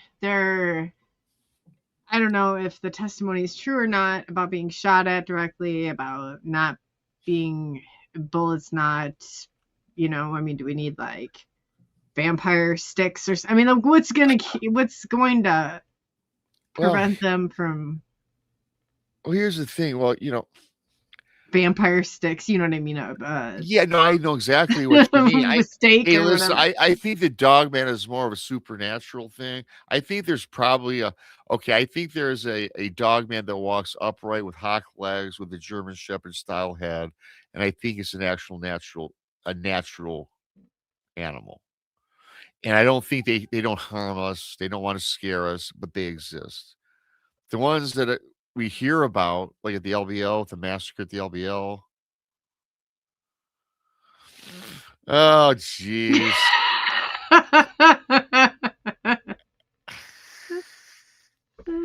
You What know, was his name Moon, again? Moon at noon, that's just What my was the life. name again? I forgot now. It's Oh, God. Rick what's his name? Harrison. Rick Harrison. Oh, yeah. Yeah, no. That's another story. Yeah, I've signed autographs as the guy from Pawn Stars. But when you see the side by side, if you've never seen it before, you Yeah. definitely have to see it for yourself. Yeah, I don't look like him, I don't think. No, not at all. Good God. Yes. Well, I'm gonna find something real quickly. So Yeah, just you keep find going. Just keep you know, going. well, no, I gotta take a pause for a moment anyway. I gotta get my body cam on. Oh yeah, so you're like, okay, I'm here. So that was Dirty Pool. Rob's body cam. Where's Brian? Brian when we need him. Brian Bowden. Note this down, Brian. Timestamp it. So I hope everybody's enjoying the conversation this evening. The Enterprise, man, we've been all over the map today. But it's definitely fun. It's fun to do this and have conversations, and everybody get to know the audience better. The audience gets to know you, and it's definitely a lot of fun to lighten the load a little bit, especially when you go down such dark topics at times. That's for sure. What's everybody in the chat doing? How's the weather for everybody? Oh, Rob's making a drink, somebody said. Moon, I pissed him off. No, you didn't. That's funny. Because I freeze. Otherwise, I would pull a picture and... Oh, yeah. Rob, you have a scary story about basements and an island and some island you're talking about. We'll pull that up there and see. Oh, thank you, Diane. Thank you. Oh, it's hot, Brenda. Brenda's in Texas. Brenda says, everybody pack it up and move to Texas. Brenda, we just need your address, please. Send your address. And everybody, Texas has a lot of land, has a lot of space, and they want people from California and Illinois. And yeah, she said, pack it up. She's bring him to Texas. Come on, she says. Oh, Fallen, it's cold. Yeah, it's cold. Right? Oh, cool down here in Arkansas? Really? Oh, man. Iowa's starting to warm up. I'm really shocked. Like, I am really shocked. Hi. Well, hello. Were you making a drink? Are you mad at Moon? I was actually getting something to drink because I get parched. Okay, so whoever Diane might have been right then. I think Diane was the one that said that. When I get talking, I get dry mouth pretty quickly. Plus, it's my mystique. I kind of work that into my show now. I disappear for like 45 Yeah, but seconds. usually you put 45 seconds or something. I'm like, yeah, it's not a minute. It's like, I'll be 45 seconds. Well, one time What's other the night, extra 15 seconds? Well, Coley, the other night the pizza man came because I got the 50% off hard pizza, so I had to leave for that. They're on deal. The day after St. Valentine's Day. Yeah, I got the 50% special. I believe that. Yeah, I'm A quarter sure of you the do. heart's like cut I'm off. sure Like, you no do. big deal. It was hard as a brick too. I had to put Man. water on it, throw it in the microwave, and soften it up a little bit. Right. Hey, It's for $4, just like you can't beat it. No, you don't get anything for $4 I know. anymore. I'm kidding. Not even the kidding. crust came for $4. No, you don't. That's last year's pizza. Hey, but reflecting back, you're asking me though. So I was talking about the hawk dog man stuff. I think that the dog man is more of a. I tell you what, I think it comes from another plane, a different realm. A lot of these instances, because I think that they, unlike Bigfoot, who does not want anything to do with us, does not want to see us, the dog man like to show themselves. You hear the stories about the dog man running on along of these people's cars, right, in the forest, and they stare into their car, and they can somehow They're forge a aggressive, smile. right? Very aggressive. They don't care. They want us to be afraid of them, in my opinion, of course, right? Right. I don't know as fact, but to me, they seem to want to scare people all the time.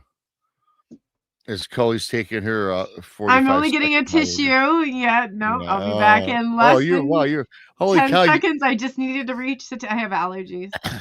I did want to say really Here. quick, hello to everybody. I'm not ignoring anybody. I just can't, see the chat all that well. If anybody remembers back to the beginning of the show and he was rambling off names up that chat like it was his job.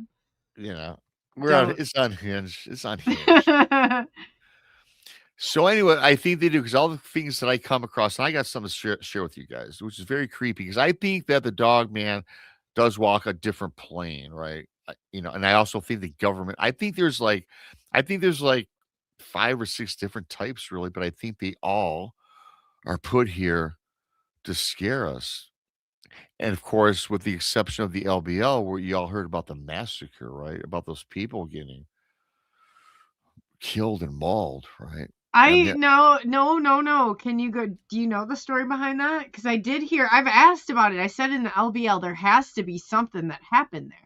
There absolutely has to be something that happened. There was a family in the land between the lakes. There's a husband, the wife, and I believe a daughter, and they went out in the land between the lakes, and at night they heard these strange howls, right, of a creature like a wolf, and this alleged dog man came through there and massacred and tore everybody to pieces. And the saddest thing about this story is the daughter was found suspended high in a tree, ripped, torn in half. And that whole section. Oh, good for you, Lori. I've been at the LBL. I've gone there, and it's very creepy. So the whole We hope you make it back. yeah, no, the LBL. I mean, no, there's many things going on over there. There's dogman sightings galore, but that is the most horrific story about this family that got massacred. In fact, they cordoned off that whole area, and today they section that part of the park off, and they just let it overgrown. It used to be an area where a family could go camp. People could camp. Now they let Mother Nature take over it, and they don't let anybody go in there. So it's a land between the lakes. So it was like flooded. I don't understand. It's in Kentucky and Tennessee. It's a lake in between the borders of Kentucky and Tennessee, and it's a state park, national forest, right? Where many people go to explore. They take their families hiking, fishing. Got a lot of good fish there. You can do a lot of cool. It's very beautiful, but there are sections of this that are extremely spooky. I was driving through the land between the lakes to stop, and this was now the land between the lakes also has thousands of unmarked graves there from back in the days when the government took over the property, and all these people that live there, they told them, hey, find another place to live. And a lot of people lived there against the wishes of the government, and they all perished there. Okay. And I went there 2 years ago, and I get out of the car. I went there. I was at a convention somewhere, wherever the hell it was, and driving home, Me and Krista from the Blondes, we stopped. She goes, Rob, I'm going to take you through the land between the lakes. I get out of the vehicle. I'm walking around. Now, this is 3 o'clock in the afternoon. Now, the land between the lakes, the section we were in, had the trees were very odd, and they grew in an arch where we were, and it kind of blocked out the sun. So it was creepy. And I'm not saying this to be entertaining because I've been to the woods many times. I've never in the woods in my life felt dread. I never felt fear. I've never felt unusual. I just felt very normal. And so when I tell people this is what my gut feeling was. I started walking around this place and I felt very odd and out of place. I did not have this sense of dread or I wasn't scared, but the energy that was given off and presented to me, it was very different. And I can't put my finger on it. It was very unusual. It was terrifying in a sense, but I wasn't scared. I know it's kind of an oxymoron, but I just felt, God, different. And then, of course, Krista told me that, of course, we were walking in a gravesite and we were walking on dead bodies, unmarked dead bodies. So I'm guessing maybe that was the energy from them. I don't know. It was just an unusual feeling, Coley. It was like, man, what am I doing here? This is very creepy. It's a place I Yeah, don't think I'd want to eerie. camp in. It was very eerie. You will let alone walk on, like let's lay down on them. I'm not putting a tent here and laying on this. And the thing is, you don't know where you're walking because we did find another cemetery which had the headstones and they were dated back to like 1907. Here lies, Jedediah Myers, born 1907, died 1923. I mean, and a lot of that's over there. Many cemeteries are out there, and many of the dogman occurrences have allegedly gone on there. My buddy Greg Ogles, filmmaker, been there many times, same experience. He saw a dogman there, Oh wow. So yeah, so I don't know, but here's the thing that I was talking about earlier that scares me the most, Coley, and everybody listening is I got this story from this guy. The email, I opened this email, it says preacher man. I go, preacher man, because I do get tons of emails and things like that over the last several years, and I got many that I haven't even read or discussed yet. And this man says, yeah, he was I don't know if I've told you this, Coley, but this is the oddest and craziest experience that someone sent me. It was about this man who said he's a preacher man and he would travel all the poor areas of the South. Okay. And he was very transient. He went from town to town. He said, Rob, I never laid my bags anywhere for over 3-4 months. I move on. I'm like, okay, whatever. So as I'm reading on, he goes on to explain to me that he got into this town and he sets up his shop. He gets with the city council or the community, and they give him a place where he can preach his sermon. So he got his congregation together and he started preaching, doing his thing. A very young couple in their early 20s who just moved to this part of town came up to the preacher man and said, Mr. Preacher Man, can you please come to our new house and bless it for us? And the preacher man looked at them and said, why would you need me to do that? Just because you're going to find this to be a little absurd. But since we've lived here for the last several months, every night, my husband and I, when we lay in bed, through our picture window, not maybe a picture window, but through a window in their bedroom, there would be a figure of this large white dog with red eyes staring in at them every night, almost every other night. And it continued to get more terrifying. And now this image of this white dog with the red eyes, and they said it looked like a white Doberman pinscher. Don't know that I know if a white Doberman pinscher exists, but that's what their explanation in their minds is what they were looking at. But this creature started putting impressions in their heads, grotesque images of them dead. And they started getting the images and the communications that this creature said, I could eat you anytime I like. So they were telling the So preacher what would that man, be like? They both like all of a sudden like how vivid are they? They're awake? Are they? they say we were awake and see it in their window, staring in at them while they're awake, not sleeping. So they both have it. It would be like, and then it would disappear. Yes, and it would be gone. Oh wow. And then a lot of times when he would see it, as this further escalated, it started to telepathically again put these images in their mind that scared them very much.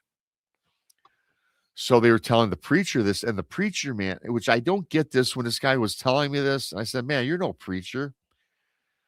Okay, thanks, Benno. So anyway, the preacher says you need psychiatric help. I can't help you. And I thought that's a pretty rude thing to say for a preacher man. Are you supposed to? You should have went to the house and blessed it and helped this young couple, right? That's Mm-hmm. what I would think. And they're both having hallucinations. Come on. They're both seeing this. Yes, both the husband and the wife. They're in their like early 20s, first time together, moving out from mom and dad's place, and they found this place in Mississippi. And I will say a very the economics of this part of Mississippi very poor, right? So the preacher man turns him away and says, "No, I can't help you. I'm not going to bless your house. I think he basically says they're crazy." So when I'm reading this email, you guys, I'm thinking, I don't like this man very much. He's a preacher, an alleged helper for people, and he like turns a blind eye. So I'm not liking this guy, but I'm reading on the email because it still is fascinating. So this couple would continue to see his sermons, and every day they would grab him. They'd say, "Hey, please, can you please help us? It's not getting worse. It's getting worse. Excuse me." He says, "Look, I already told you that's not what I do. Go see help." Well, first of all, a psychiatrist in this part of Mississippi, they're not there. This is like a very poor part of town. There's not even doctors or lawyers in this part of town. So he says now this couple keeps coming back, but now they start looking very haggard, very withdrawn. They look very sickly. They both were very skinny. And this preacher man would still not give them the time of day.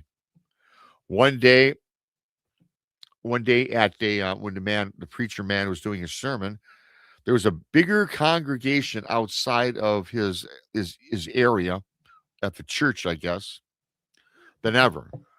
And everybody's staring at this preacher man. He goes, what's the commotion, folks?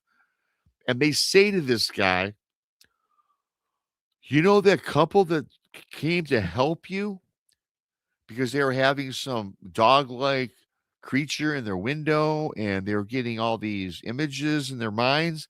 How do you know?" "Oh, the couple has told us too."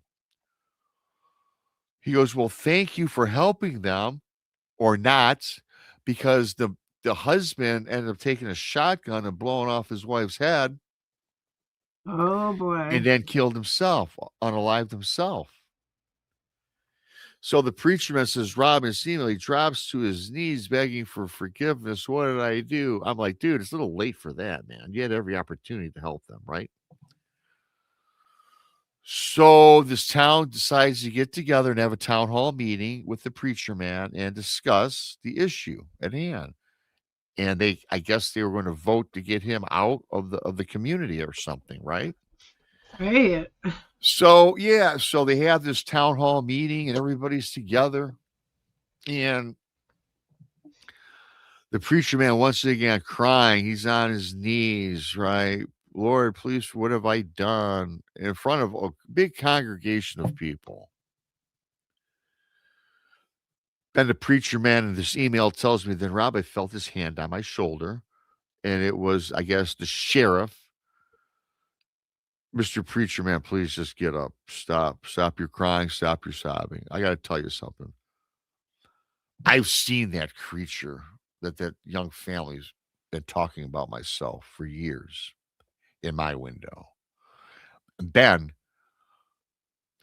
other people came forward, like a dozen people, all experiencing the same things about this white, But not saying a word. not saying a word, almost like a creepy town that Stephen King movie would spin, right?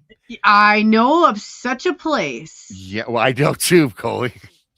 So anyway, you know that I know. So anyway, Yeah. I know. No, I'm not sleeping tonight. I Thank you. know, Oh I my know. God. Hey, that's funny. So anyway, so all these people are coming forward now. We've experienced it too. Now the preacher man is like, why? He says, I thought that family was nuts. If you guys would have told me y'all are having this, maybe I would have thought differently. But I'm thinking when I'm reading this, no, dude, you're a jackass. That couple asked you for help and you turned a cold shoulder. I don't care if 20 people told you that. You'd have probably got the hell out of there, packed your bags, and left. Either that or it's a part of the game. Or part of the game. So I think this town now is in cahoots, right?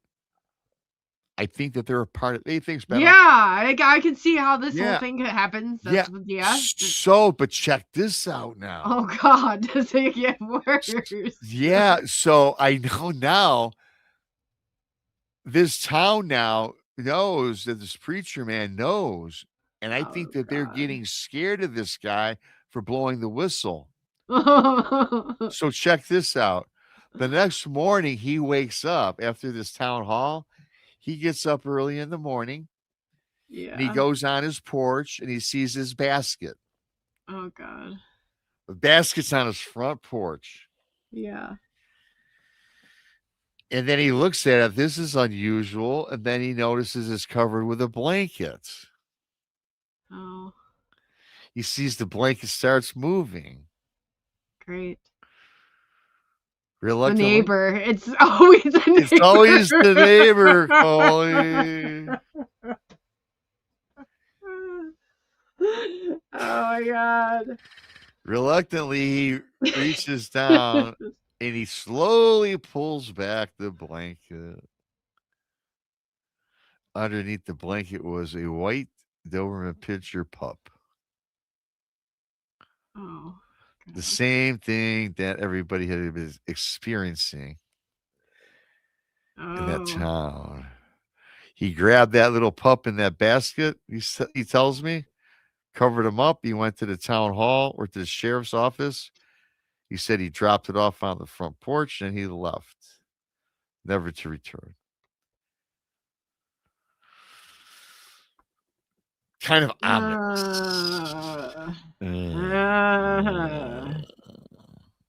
Yeah. Yeah.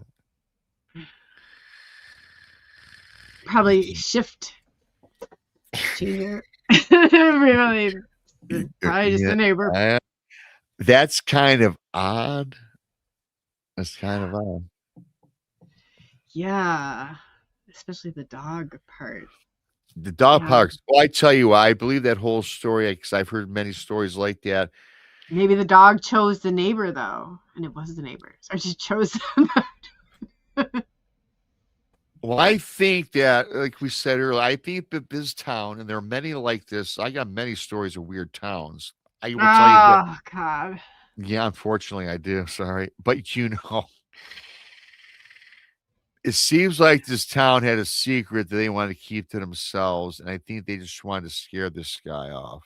I think the preacher man is actually lucky that he wasn't offed himself by somebody. What if it were like a small area in the bluffs or something? You know what I mean? Like a little area that all these strange things happen. I could see how a township of the few could. I could see how this could happen. Oh, I can see how a small town could get together. They're hiding a secret. Yeah, they like it's like, passing the note around. I mean, it's really eerie if you've ever experienced it. Yeah. Move. I recommend you move while you can. Get out of Dodge, as they say, you know? I know I need to be careful too because I've had somebody come up with this I and know. ask me if it was mine. And I was like, oh. Oh, no. If you're listening and you're local, this is for entertainment purposes only. Local folks, yes. Entertainment only. But this was in Mississippi. This was in Mississippi. This was in the South. Yes. And I gotta say that all this light. See all this light now all of a sudden. Jesus. So who is it? I don't know. It just turned on. I got this weird light turned on. Like Did you notice that? Did you see that? Yeah. I don't know, but I don't know what the hell happened. Great. Did you do it? No, I didn't do shit. No. Well, it's nice to see you. Yeah. So thanks. bright and yeah. Oh, There there we you go.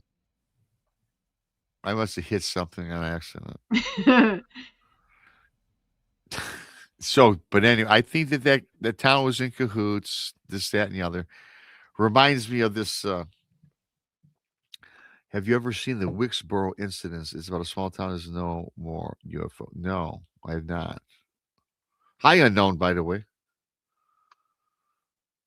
No, I've not heard of that. You, Coley? Remember the Wicksboro incident, small town in the small, not no more. I don't know. I would have to look into that. I don't know for sure. I've heard of it actually, but I don't know. Like for some reason, I'm not like placing the details of it. But if I look back, I could easily. But yeah, I don't know. You know that I've not heard. I've not heard of that one. I'd have to look into that. There's another town too, Roanoke, Virginia. Boom, off the map, right? That was a weird story. The which one? Roanoke, Virginia. Something like that doesn't exist, I think.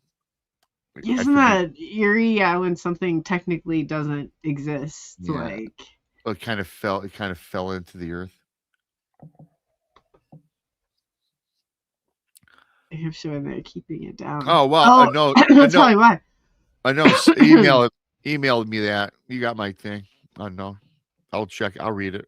Yeah, email it to me also. I'll put mine in. So another.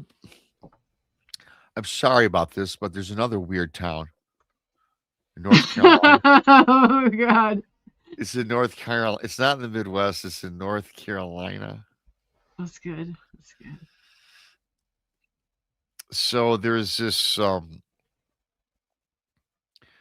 husband and wife.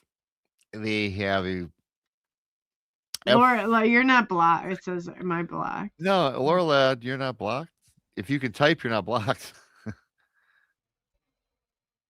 Yeah. Oh.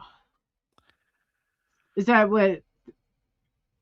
What did she say? Who was blocked? Because I can't see. I can't see anybody that. Yeah, me either. I'm looking now. Lori Ladd, if you can type that, then that means you're not blocked.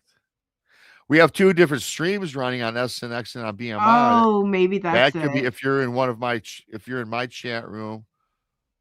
Yeah, so we have two streams running simultaneously. That could be it. So. Oh, for sure, Joanne. For sure. Yeah. Well, hi, Joanne. So North Carolina, man, this guy was telling me. So he has his F-350, a big F-250 pickup truck, Ford, and a big camper on the back of it. And him and his wife, what they do is, well, it was probably on accident, I would think. Yeah, if anything, nobody. Yeah. So they decided to explore this part of North Carolina they'd never been through before. And what they would do, this couple would just like to go, just pack it up. They don't make any plans. They always would like to just go on an excursion. Not planned. Hey, wake up one day and just go, which is pretty cool. I like that. Just go, just leave. So they do this all the time. So they went through this one part of North Carolina where yeah, let's do this. So they pull in the gas station, they load up and they take off. They get their snacks and this and the other. So he says, Rob, I'm driving in this part of town, and I finally get to this part of town that I'm unfamiliar with, and it's surrounded by the woods. I'm driving through the woods on this two-lane road, and then he notices that he forgot his cigarettes back at the house, and he says, Rob, I'm jonesing for his cigarettes. So he says, I lucked out, Rob, and I pulled into this gas station. Oh, thank God. So he goes in to this gas station and talks to the attendant. And he says, Rob, this attendant was really weird. I'm like, of course he was. Duh, So Right. he says, Rob, I get 3 packs of Marlboros or whatever he told me. And gas station attendant says, you ain't been from these parts. I ain't seen you around here. He goes, no, I'm just me and my wife on an excursion. Yeah. So, well, fella, don't go out in that swamp and go to sleep at night. He's like, what are you talking about? He goes, yeah, don't be sleeping at night in the swamp because you're coming up on swampland in about another 5 miles. Okay. He goes, yeah, you don't want to be caught dead in the woods at night in the swamp. So anyway, so he goes, Rob, I thought that was kind of strange. I go, yeah, it is. So Rob, the crazy thing though, I start going down this road, and all of a sudden this town, it goes again, this another weird town. He goes, Rob, I go through this town. Very small, it was maybe a couple of several city blocks long. And he says there was like a hardware store, there was like a laundromat, and then all these houses were sprinkled in between all of these buildings, all these little small businesses. Oh, Sam, love to. Oh, yeah, I don't know. Well, thanks anyway. I'm just trying to be entertaining. She has one. Oh, I thought you was talking about her. I think she liked mine. I was just, screwing around. Oh. She's from the South. I heard her talk though. In fact, she did the news reel for me or whatever, the media reel. I saw that, Sam. That's pretty cool. Stamp of approval for BMR. So anyway, so yeah, but it was weird. It was all of these houses with businesses in between them. The guy is telling me, he goes, Rob, the strangest thing, everybody in their houses were hanging out in their front yard. I go, well, what do you mean? Thanks, Sam. Yeah, it's pretty sweet. Thank you. So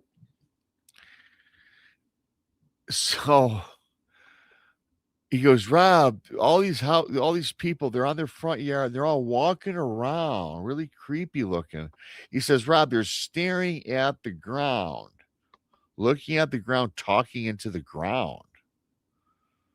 He says, me and my wife were kind of like freaked. And he says, man, let's get the hell through this town. They're getting the jeebies. So they're driving through this town, and then it's approaching dark, right? And the husband is getting very tired, and so is the wife. And guess what? They're approaching the swamp area. The swamp area where the gas station attendant told them, don't sleep in at night. So they stop, they pull on the side, and the husband goes to the wife, yeah, not to sound weird, but I got to go to sleep. And yeah, that gas station attendant said we shouldn't sleep by the swamp at night. He goes, but he was probably full of shit anyway. She goes, yeah, forget about that guy. So they backed up their truck and their camper off of the road into the swamp area. He says, Rob, I found a nice solid patch so my truck would sink because it was very damp around here. So he drifts off to sleep with his wife. He says he sets his phone for maybe 2 hours so they can get up right away, in about a couple hours sleep.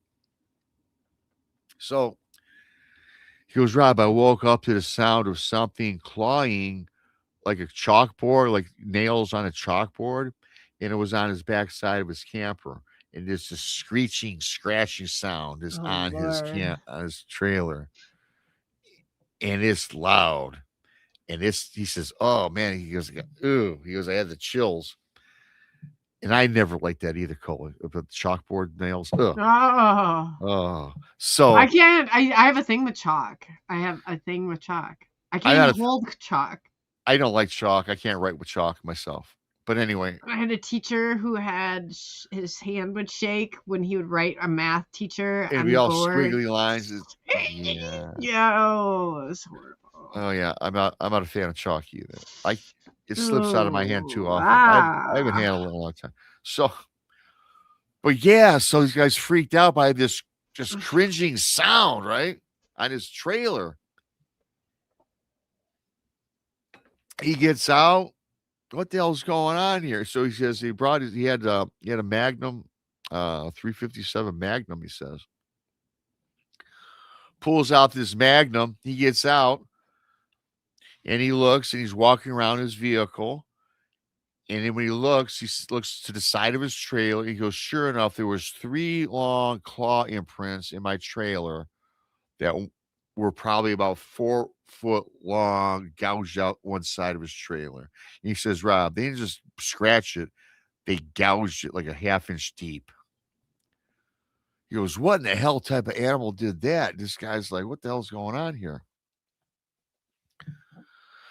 Then all of a sudden, he looks back of his trailer, and he sees and he hears this voice, not a voice, but like an animal kind of growling. And he says, Rob, man, he goes, I see this wolf standing up, staring at me with these yellow type eyes. He goes, Rob, I can tell you, it was weird. It wasn't a wolf. It was a wolf, an upright wolf, he says. And he says, this thing starts running at me. I go, oh, wow. He goes, then I remembered. He goes, I almost forgot that I had my 357 on me. He goes, I took out my 357 and I just shot this thing. He goes, I remember hitting it square in the shoulder. He sees blood come out of it. He hears it yelp or whatever. He says then it gets down on all fours and runs back into the swamp.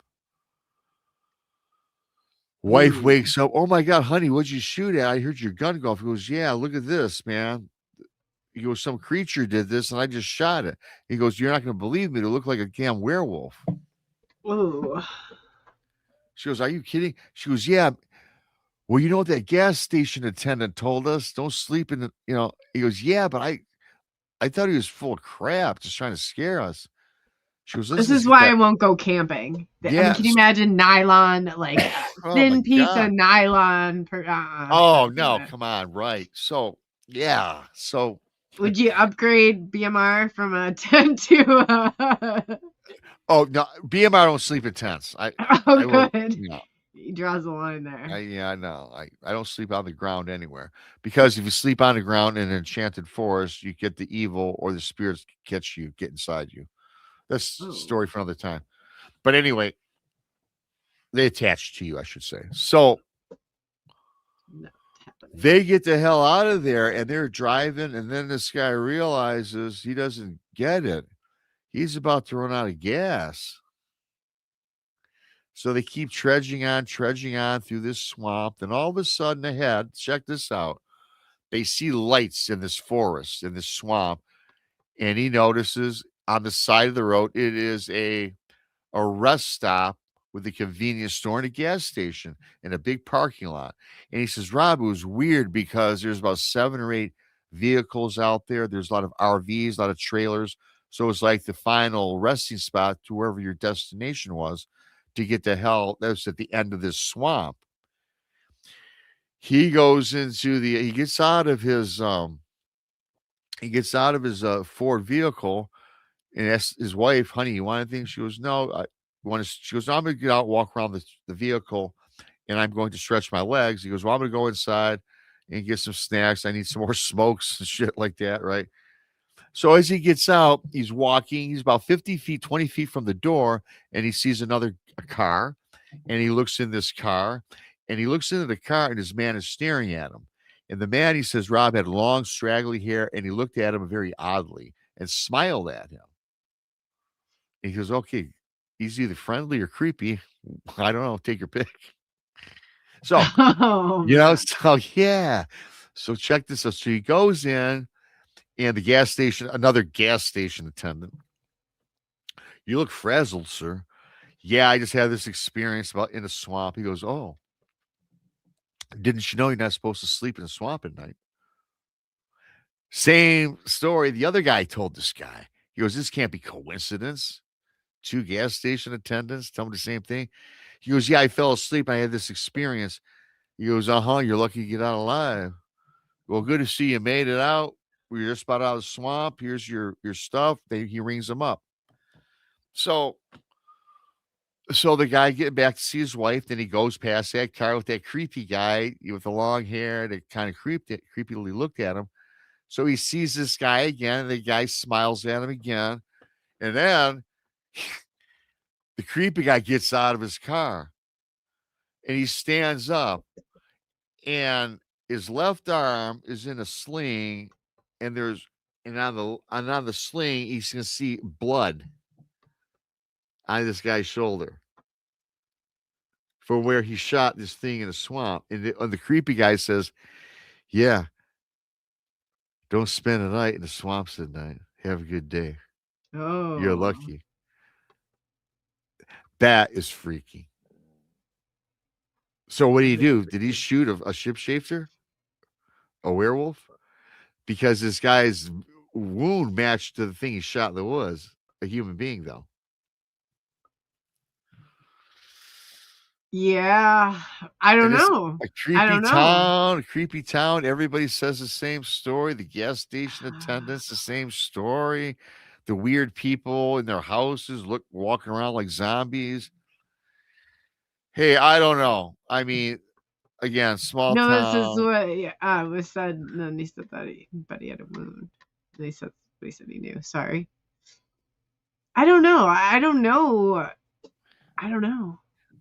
It's just stories I get, right? These are things that I get that people are telling me, right? I could see, like, I mean, when you analyze them, do you talk to the person? Like, do you get to hear more? Yeah, a lot of people I talk to on the phone. Yeah, this guy, no, just email. Now, many people I've talked to, like the lady that had the UFO hybrid kids.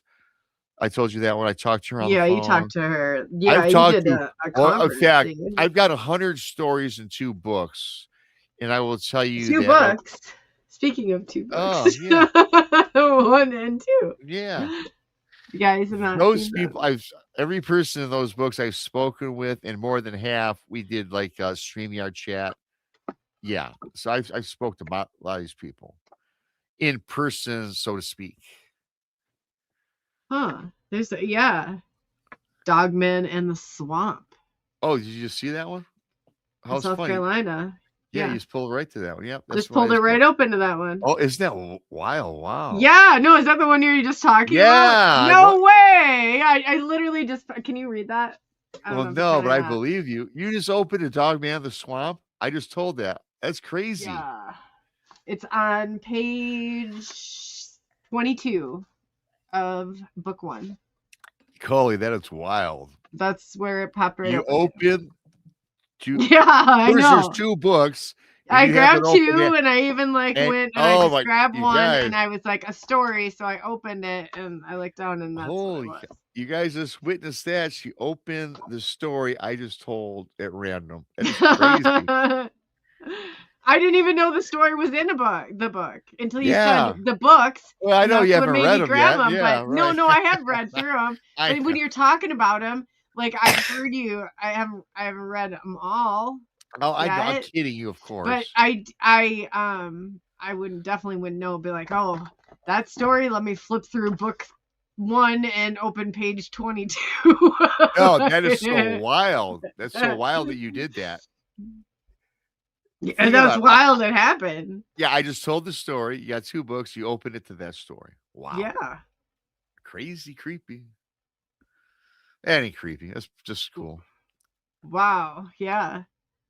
That is weird. That even makes it more creepy. You know? Yeah. I guess so. Jeez. I'll be sleeping tonight. Like, yeah. I mean, I didn't know. Now I have to read it. I mean, now I'm gonna have to know more, and then I really won't be sleeping. Yeah. I mean, Obviously, that's when I tell the crazy. stories, you guys, they're from my memory. They're not like the books are more detailed, but I just, it's weird. My memory's pretty good. I can remember most things. What is the other one in here too? Should I Uh, play another that's lucky drop? Right? which one was the first? Yes, that's in there. That's the devil dog. That's called the devil dog. Oh, have you told me about the second one? Was couple tormented, or excuse me, What? tormented by monsters. No, I never told you that one. I've only told you like 2 or 3. Oh, good. If it happened again, I was gonna Yeah. have to move. Yeah. Oh, but the next one is Fear in the Midwest. Oh yeah, that takes place in Iowa. Oh No, it doesn't. no, it's in Ohio. Yeah. Same place, Iowa, Ohio. Everybody calls it the same. I have my bookmark in there. Yeah.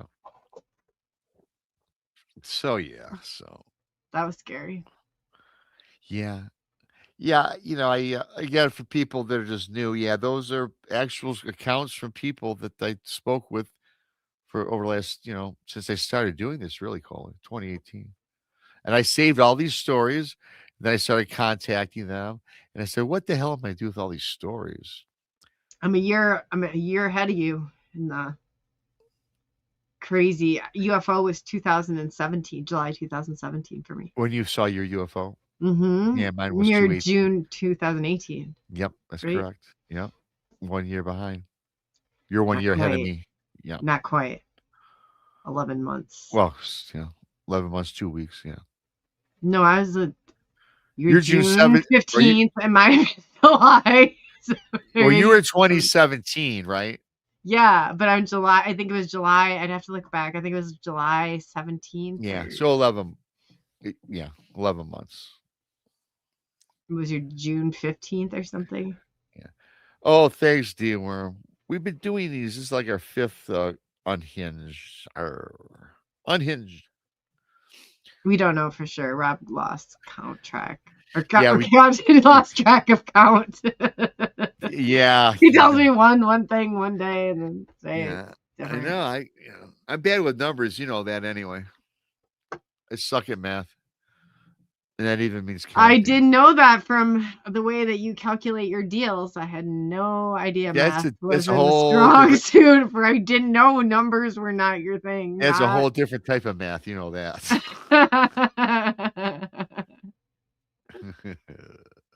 Yep, that's the Enterprise way right there. You guys witnessed it for yourself. Can't believe there'll be no hinges tonight. Oh, that's funny. But yeah, so what do you got going on this week?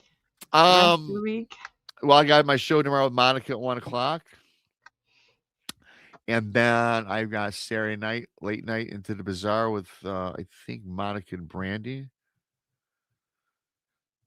That's the rest of my week, as far as shows go. And other than that, And you had Carl Sup yesterday. Carl Sup was great, you guys. Go watch that. That was an awesome show. Thanks for the referral. Well, thank you for Geraldine. It was crazy. Geraldine Even Ross? Yeah. I liked her. I'm glad you liked her. I did like her. And then the X is not working tonight either. Again. It's not been working. Yes. I wonder what's going on. For streaming. Yeah, for streaming. And then put YouTube was down yesterday. I put your X on my X yesterday, and I think like 50 people watched. So that was pretty cool. That is cool. We always get a lot of watchers from. I always figure it's like if anything, I'm obviously not up to 3 million hits anymore, but it helps. So I really do. I think it helps get everybody's word out there. Yeah. Definitely. A lot of people don't like me on social media though, because I just advertise. I don't get all personal. I don't type stuff. I just put out my shows and buy my books and subscribe to Coley. And who doesn't like you on social media? Come on, we all have those people. There's a lot of people that don't like me on social media. No, I don't like talk. Well, because I don't converse with any of them. I can blow them off. I just Well, you I'm get so many messages. I'm sure if I get as many messages you have to get, no, it's you just probably like, get more than me. I do. I get in a 1 month from emails and messages on social media. I get probably 200 oh yeah, easy, easy. and half of them I just don't. I feel bad. I just delete them. And they're I don't all even. over the place. They're all I don't even scattered. open half of them, which is kind of. No. It's bad on me. It's one thing I have to do better at. But sometimes I'm like, I don't know. Half the time. I don't know how to do it either. I can't don't know. manage that. I need like an Uh-uh. assistant to do my stuff now. Anybody looking for assistant type of you need an intern. We need instant We do. assistant man. interns. I will Rob pay and you I a are looking. pizza. I'll pay you a pizza. And books. Yeah, well, yeah. Well, for a fee. I'll think about it. I don't have a book, but I'll give you. What do I have to offer around here? You should like write a book. Huh? You should write a book. Yours my would be God. bestseller. Yeah, right. I started to write a book and I can't. The problem is if you're trying to write a book about like why make sure I don't know. I learn more and more and more and like it builds. So by the time I'm like through part of it, I'm already going back. I'm like, well, this isn't this isn't, I've come and I know more now and I've gathered more information about it or more. Yeah. So I must Sam tell you. says she'll do it for pizza. She'll do it. Yeah. Yeah, water. Yeah. Pizza. It is. Everybody likes pizza. I don't know. I live in a place they don't even have pizza place or see. deliver pizza. They don't even deliver food. Yeah. That sucks. There's not even a DoorDasher that will come here. Oh yeah, Lori Ladd likes my Vegas doppelganger story, and I don't know. I think that I actually was there. I think that's what I've been told. I was From there. Pawn Stars. Oh no! No, when I spoke to the devil. Oh yeah, I forgot about Rick Harrison. People ID for those. I'm not going to do it tonight, you guys. But for people that don't know, I was sitting at home, had a nightmare. I went live and talked about my nightmare. And this is just a very condensed version. My brother and sister were in Vegas. My sister-in-law were in Vegas. And I said, "What the hell, Rob? Are you in Vegas?" I go, "No, I'm at home." But they heard what I was talking about. So they went to the Flamingo Casino where I was ID'd by a bartender and a car dealer and said, "Your brother just lost to some creepy dude a big stack of money." And I dreamt that. I dreamt that in my mind. There's a look on your face when you heard. That was the look on my face. Yeah, Jesus Christ.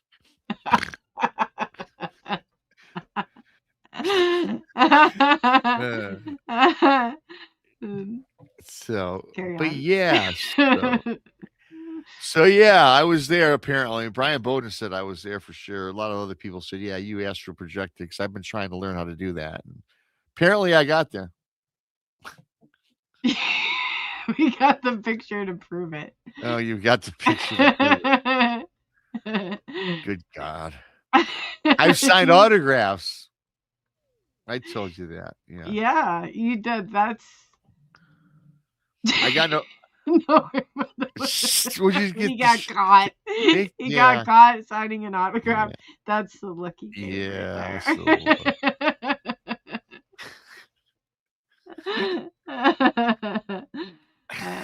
Okay, I'm done. That is quite funny.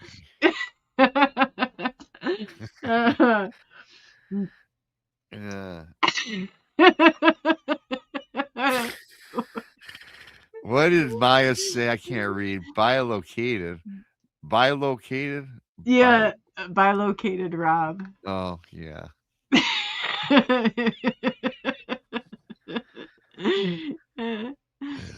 No. What do you say to that? Not much. Oh, somebody was talking about Brady Black. Oh man, Days of Our Lives. I love Days of Our Lives. Yeah.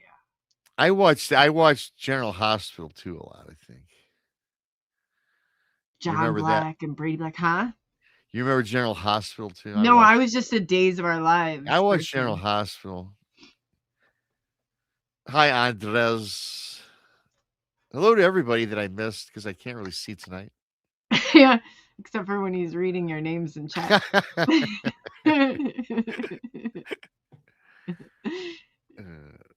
Yeah. Yeah. Oh, Sam, you're right. He's caught. Okay, would you stop already? When he was reading your name, he can't see clearly. No, that's right, Sam. I did take a picture with somebody that said they thought I was Rick Harrison. Yes, it was Christmas time at a Kroger parking lot. I felt eyes on my back. I turned around. This lady is smiling at me. I go, "You want an autograph?" That's all I had to say. The Rob looks like that is totally not my look, man. You're rich. Oh my god. No, we're not going.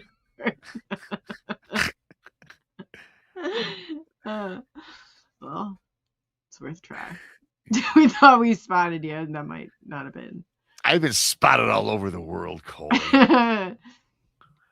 Yep. Yeah. I bet. I bet you. I mean, who even knows? Some of the people I'm always shocked from time to time. I'll get spotted. I'm like, what in the world? It's weird. Yeah, it is. It is. I was accused of skipping out on this girl friend of mine's birthday party. This is funny because she called me, "Hey, Rob, come over for my birthday." I go, "Oh man, I can't. I got something to do." And I really did. And I didn't get enough advance notice. Otherwise, I would have went there instead, right? She's a friend of mine I've known since like high school. Her name's Sandy. I go, "No, Sandy, oh man, I wish I had known. I can't get out of this commitment I got." And that was honest God truth. I would have gladly gone. The next morning, she calls me all pissed off. He goes, "You're a liar, man." Oh, good Lord. Is that more your look? Yeah, kind. Well, yeah, oh, maybe. Yeah, I would say that's more my look. So talking about that, she goes, "Man, dude, you just should have told me you're going to the bar."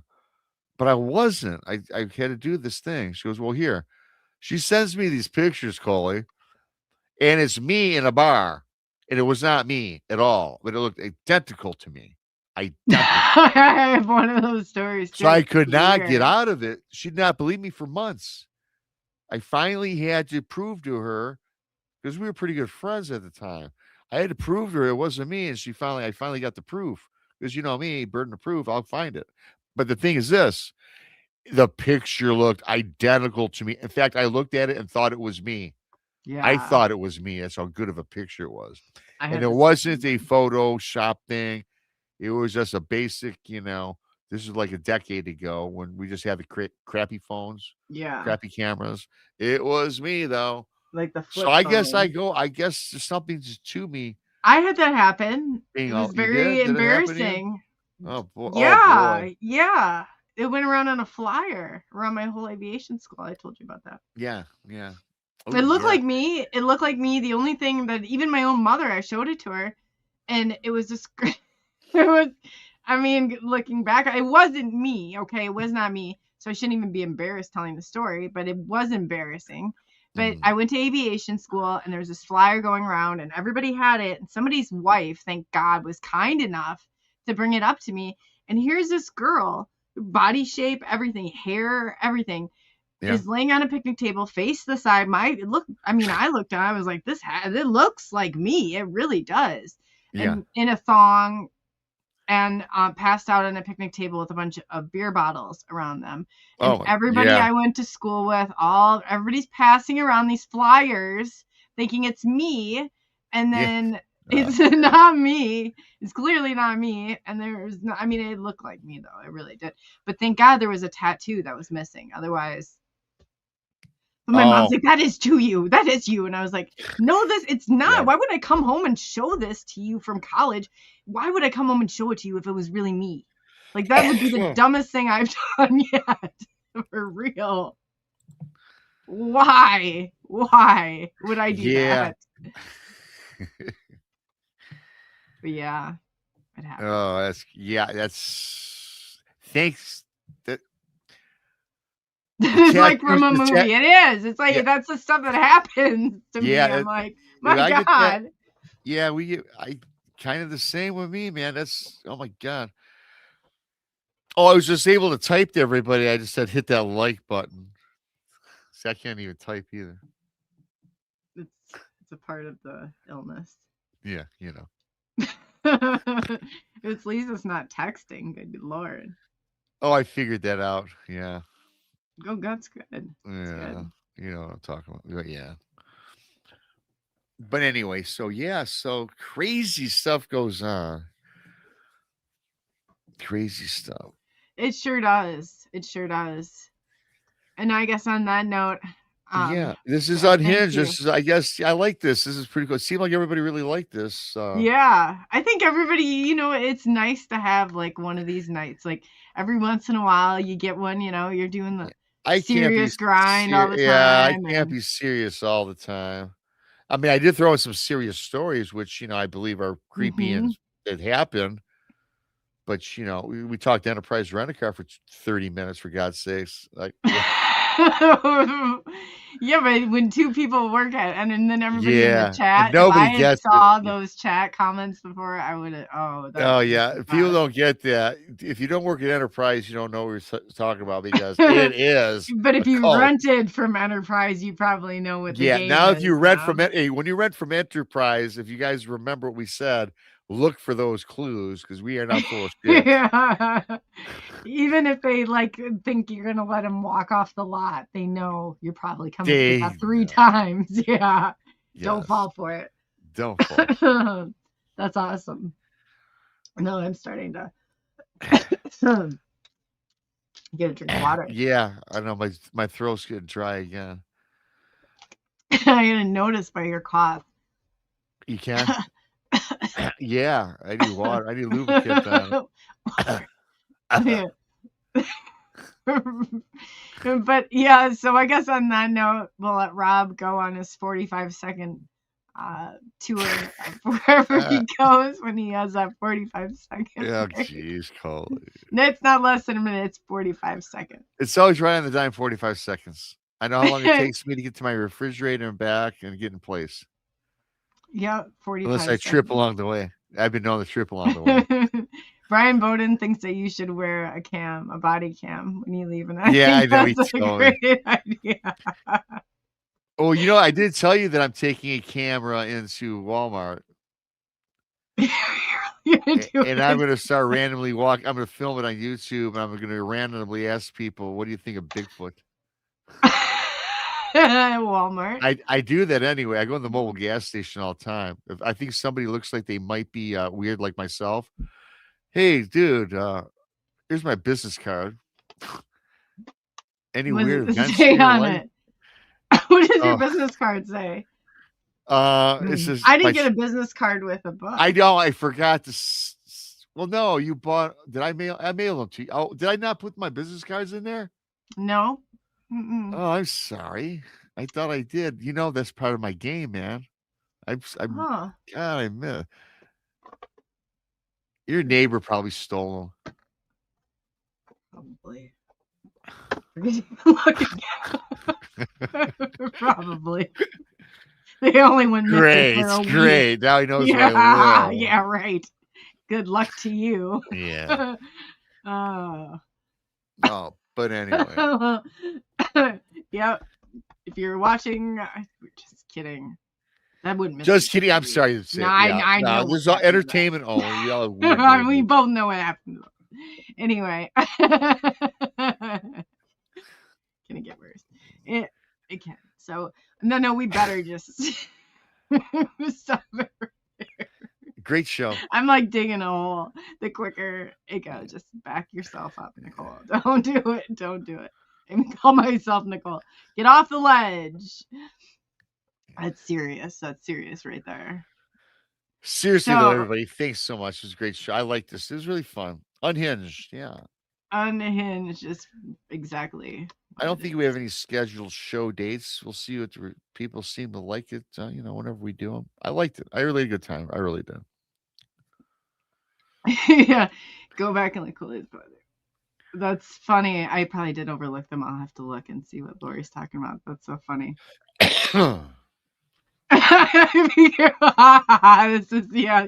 This gets it for comment. Yeah. Just you. The gold and silver. Oh, I get it. Yes. Good job. Fantastic essay. Fantastic. Yes. That was great. Yes, That was great. I must say I'll give you props on that one.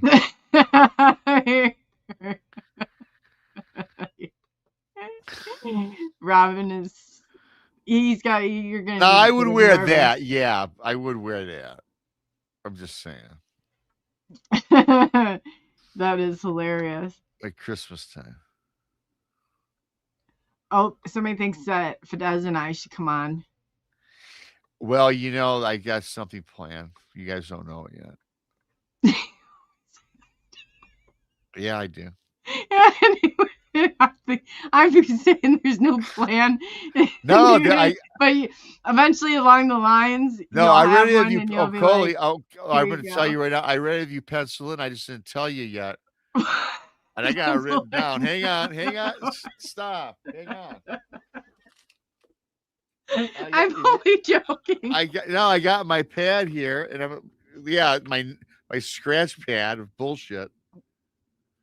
I've got. Let me write it down. Let Coley know I need her March 21st, and probably Fidesz. Coley, yeah, and I also got here. I need Coley mine March. Says, oh, the mine 21st. Mine also says I need Coley March 7th for the late show. Yeah, so there you go. Let's see it. We'll do it. Oh, you want to see it? Yeah, we want. Oh, you want to see it? Oh, God. You can't find it. No, I got the dates written down, but I got the one where I got your name. They'll be all taped together, like cutting letters out of a magazine and sending it to people in the mail. Well, actually, I got some of the dates written, kind of. Might say January. The 14th. See, it says March 14th and the 21st. What is that?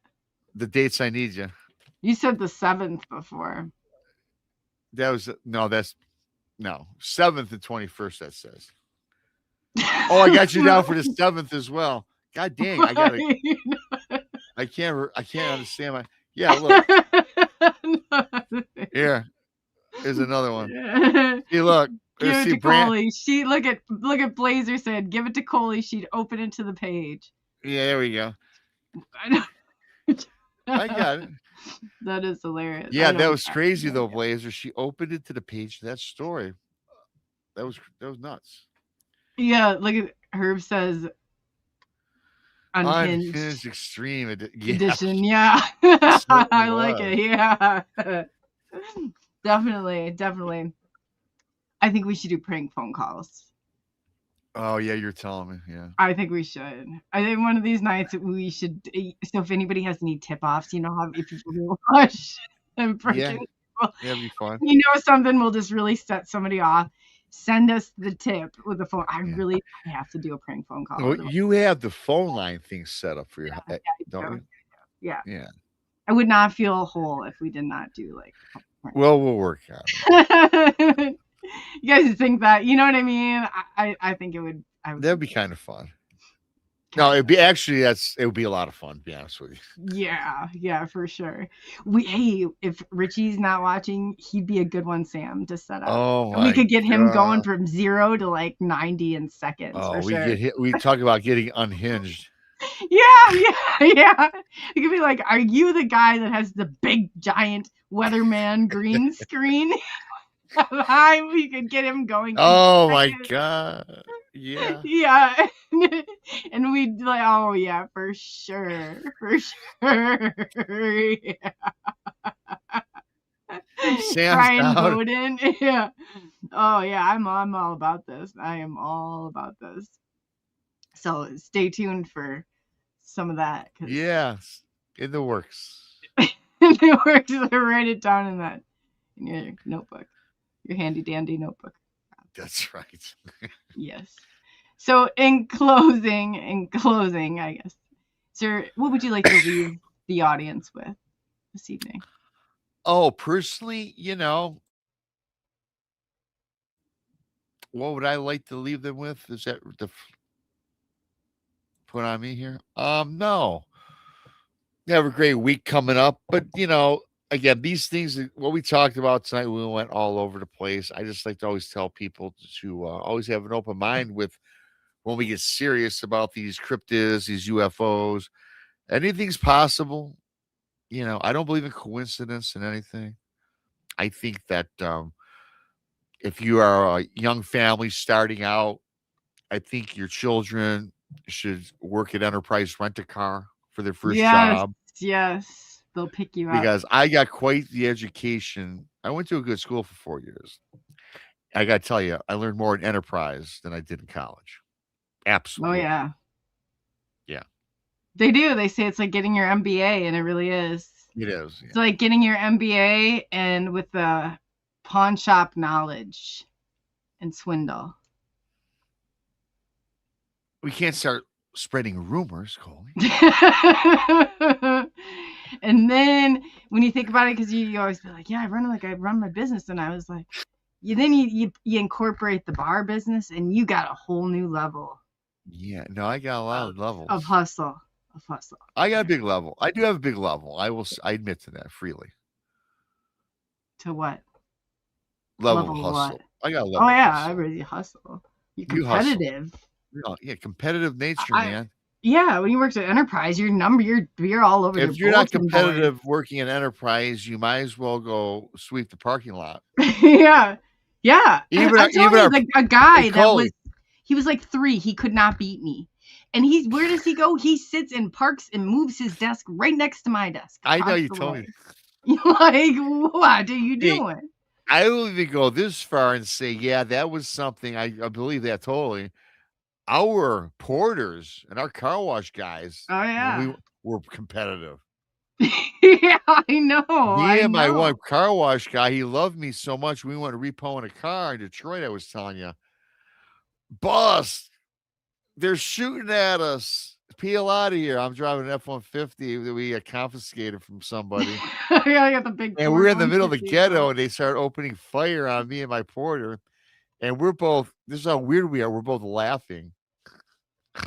As we're getting unloaded with bullets. It's the Enterprise way. Yeah, we repoed our own cars. Yes, so did we. Suits. Yeah. Oh yeah. Oh yeah. They'd say, here come the FBI. I don't know how many times we had the police in. Like we knew as soon as they were coming in with big bulls, they were coming in for a report. I was like, oh yeah. Who did it? Who rented it? When I worked downtown Detroit, my buddy Momo, yeah. Got locked up. Dapper Don. Yeah. He got locked up. Momo, Rob, man, I got locked up. I go, why? Well, for presenting myself as a female. I go, were you? He goes, yeah. I'm like, oh God. That was downtown Detroit office. A lot of weird friends, man. Oh, hey. Whatever floats your boat, my man. Or yeah. Girl, or whatever. I've seen Stranger. Haven't we all? Yeah. We had one picked up. They're like, it's something with a murder, and my friend's like, we're gonna have to sit with this on our books for 2 weeks now. Oh, I was like, oh my God, it's wanted for a murder. I don't care if somebody got murdered and sitting on my books for 2 weeks. I'm losing money. Oh yeah. Yeah. I was like, man, this is This It's is the fun, place but- of all. Yeah. It says, did you fire Chumley? Who's No. Chumley? He's got Pawn Stars. Oh, He was arrested for having meth in his house or something. I don't know. Oh, good God. He was Sounds peddling meth. He didn't make enough money at Pawn Stars. He was peddling meth. Yeah, I bet not with that habit. Yeah, well, if that was his habit, I don't know if he did it. I don't think he can do a job like that on meth. I don't know. I don't. I'm guessing. I don't even. Well, he. Oh, so he doesn't work there anymore. That's what they asked if he fired. Yeah, I don't think he does. I got you. It took me a second for the light to go on. So in the, I guess I interrupted your. No, I said Your work at enterprise, enterprise. no. Send your kids to enterprise if you have young kids to work. Just always remember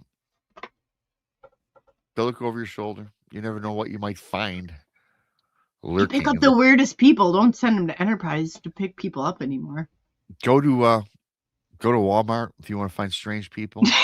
No, stay out of Walmart. In fact, I implore you all to go to Walmart and take notes and send me your findings. Oh, you know what they should do? They should go and you should pose a challenge and have them go to their local stores and ask the same thing and see Yeah. the responses that you get from people all over. That's And good then idea. they could be, That'd be pretty cool. for BMR, like The totally. Walmart That'd be, challenge. The yeah, Walmart and you could challenge. air some on your channel that you find I that would are do like that. the Yeah, best I do of that in a best. heartbeat. Yeah, that's a good idea. It's a It great is. idea. So everybody go to your local store, and then what do you want them to do? Just go up to people that you think Well, look that's what I weird do. and strange. That's what I do. Why do they have to look weird and strange? I've gotten a lot of great stories from just doing that. but a they lot of can ask people- anybody. And a lot of people looked at me like, get the hell away from me. And I get that too. Is there a waiver you need signed? Yeah. No. You should put one on, like, or send an email, and before you do, just make sure that the waiver's signed, like, or get the person to, I don't know. Well, I just want their stories. I'm going to tell your story on YouTube if it's any good. The video would be class. The video. Yeah. But what I want to do is just do a live video in Walmart and do it live, random, right on air. I think that'd be fun. I think people would watch that. You'd see you doing it too. Yeah, After I the would. bookstore story, I got thrown out of the bookstore for peddling my wares. My table right outside the Barnes and Noble. So he put his table outside the Barnes and Noble I did. and yeah. signed autographs. Like, The you authorities should have had were called. Kool-Aid or something for sale also, like some. Did I tell you the snack story about cookie. blowing up pumpkins in my bar on air? No, you On blew up Dave Scott's show? pumpkins. Yeah. SOR. I was showing his show in my bar on Halloween, and him and Brian Bowden called me at the bar, and I was getting arrested for blowing up pumpkins without a license. Yeah, true story. I believe it. Dude, David- go on. Yeah. Well, Dave calls in. He goes, "Is Rob there?" Because he was in my chat room. He goes, "No, Rob's out blowing up pumpkins unauthorized in the back field." And he's talking to the police. Oh, nope. There he goes. He's Oh been my put back in the God. squad car. did they at least get bail together for you? I actually didn't totally get arrested. They had me handcuffed, though. And I said, "Look, come on. Give me a break. I've been doing Oh, this the for BMR charm came I've out. been doing this for 3 years. Now you finally cite me. Just cite me. Don't arrest me." Did they, don't do either. They said, "No, it's Halloween prank, Rob. But yeah, here's your $500 ticket." Did Dave prank you? No, Dave called the bar when I was getting arrested or put in the back. It was bad timing. We owned this Did top of the the hour. arrest a prank? Huh? Oh, I'm we cut off losing. for a second. Was the arrest a prank? Arrest? No. What happened to me was real. You're cutting Oh, out. okay. I thought you said the prank. Okay, yeah. Well, on that Yeah. note, we better end this stream while we still have, before it goes crazy again. Yeah. I've been a couple of rough days and it's run smoothly today, so knock on It wood. has. I think the smell is off. The smell. The show was awesome. As I saw you talking like I do too right now. Yeah. Where I am. It's all coming out like You're getting all my ninja bad style. habits. You're getting on my I'm BMRing it all. Jeez. Yeah. That's what happens. See?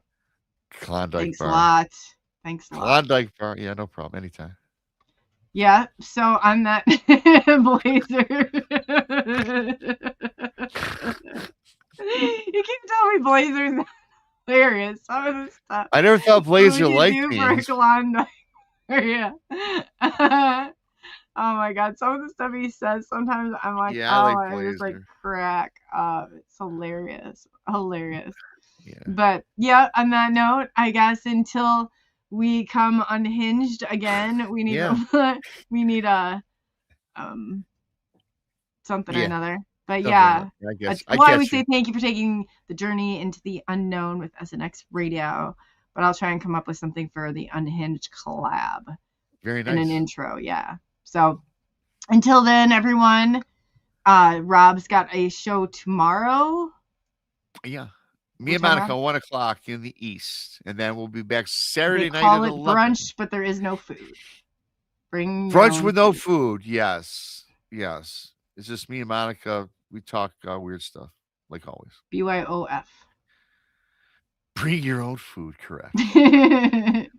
Are you Coley really says technically, hungry? but Coley is trying to get me to change it from brunch because she says, Rob, brunch is not 1 o'clock, it's lunch. And I've been calling it brunch for 4 years, so I don't know. That's a whole other 20 minutes. It's a fine line That's a whole between, yeah. I said it starts like 10. He's like, no, it doesn't. I said, anytime I've been to brunch, it's breakfast, lunch. But maybe it depends on what part of the country you're in. I don't know. Perhaps. What do I know? What do I know? I didn't say change your name. I said tell people bring your own food. Bring your own lunch bag. Bring your own brown bag in it. BYOF. Yeah, BYOF. There you go. And on that note, thank you for taking the unhinged journey into God knows where we went. But I'm Coley, also known as Coleyufo. This is BMR, also known as Bigfoot Michigan Rob. That's good. Very good. And thank you. Yeah. And we will be seeing all of you very soon. And until then, we're out of here.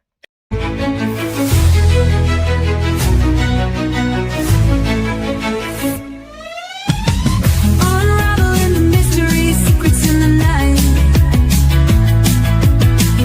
We travel through the cosmos, ready for the flight. Together we'll shine, casting shadows aside, in the heart of the rhythm where our dreams collide.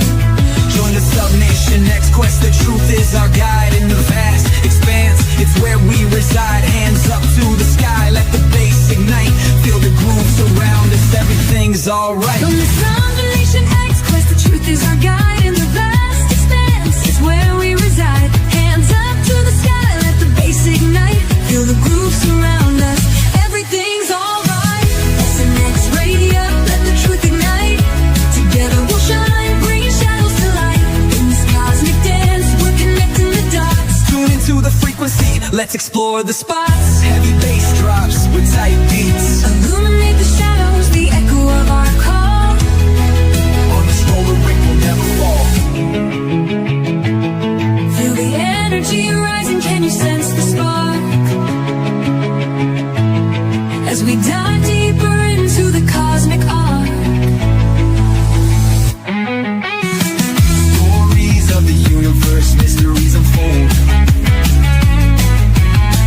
In the heart of SNX, where the truth is gold. Every note we play, every line we write, crafting our legacy, shining ever bright.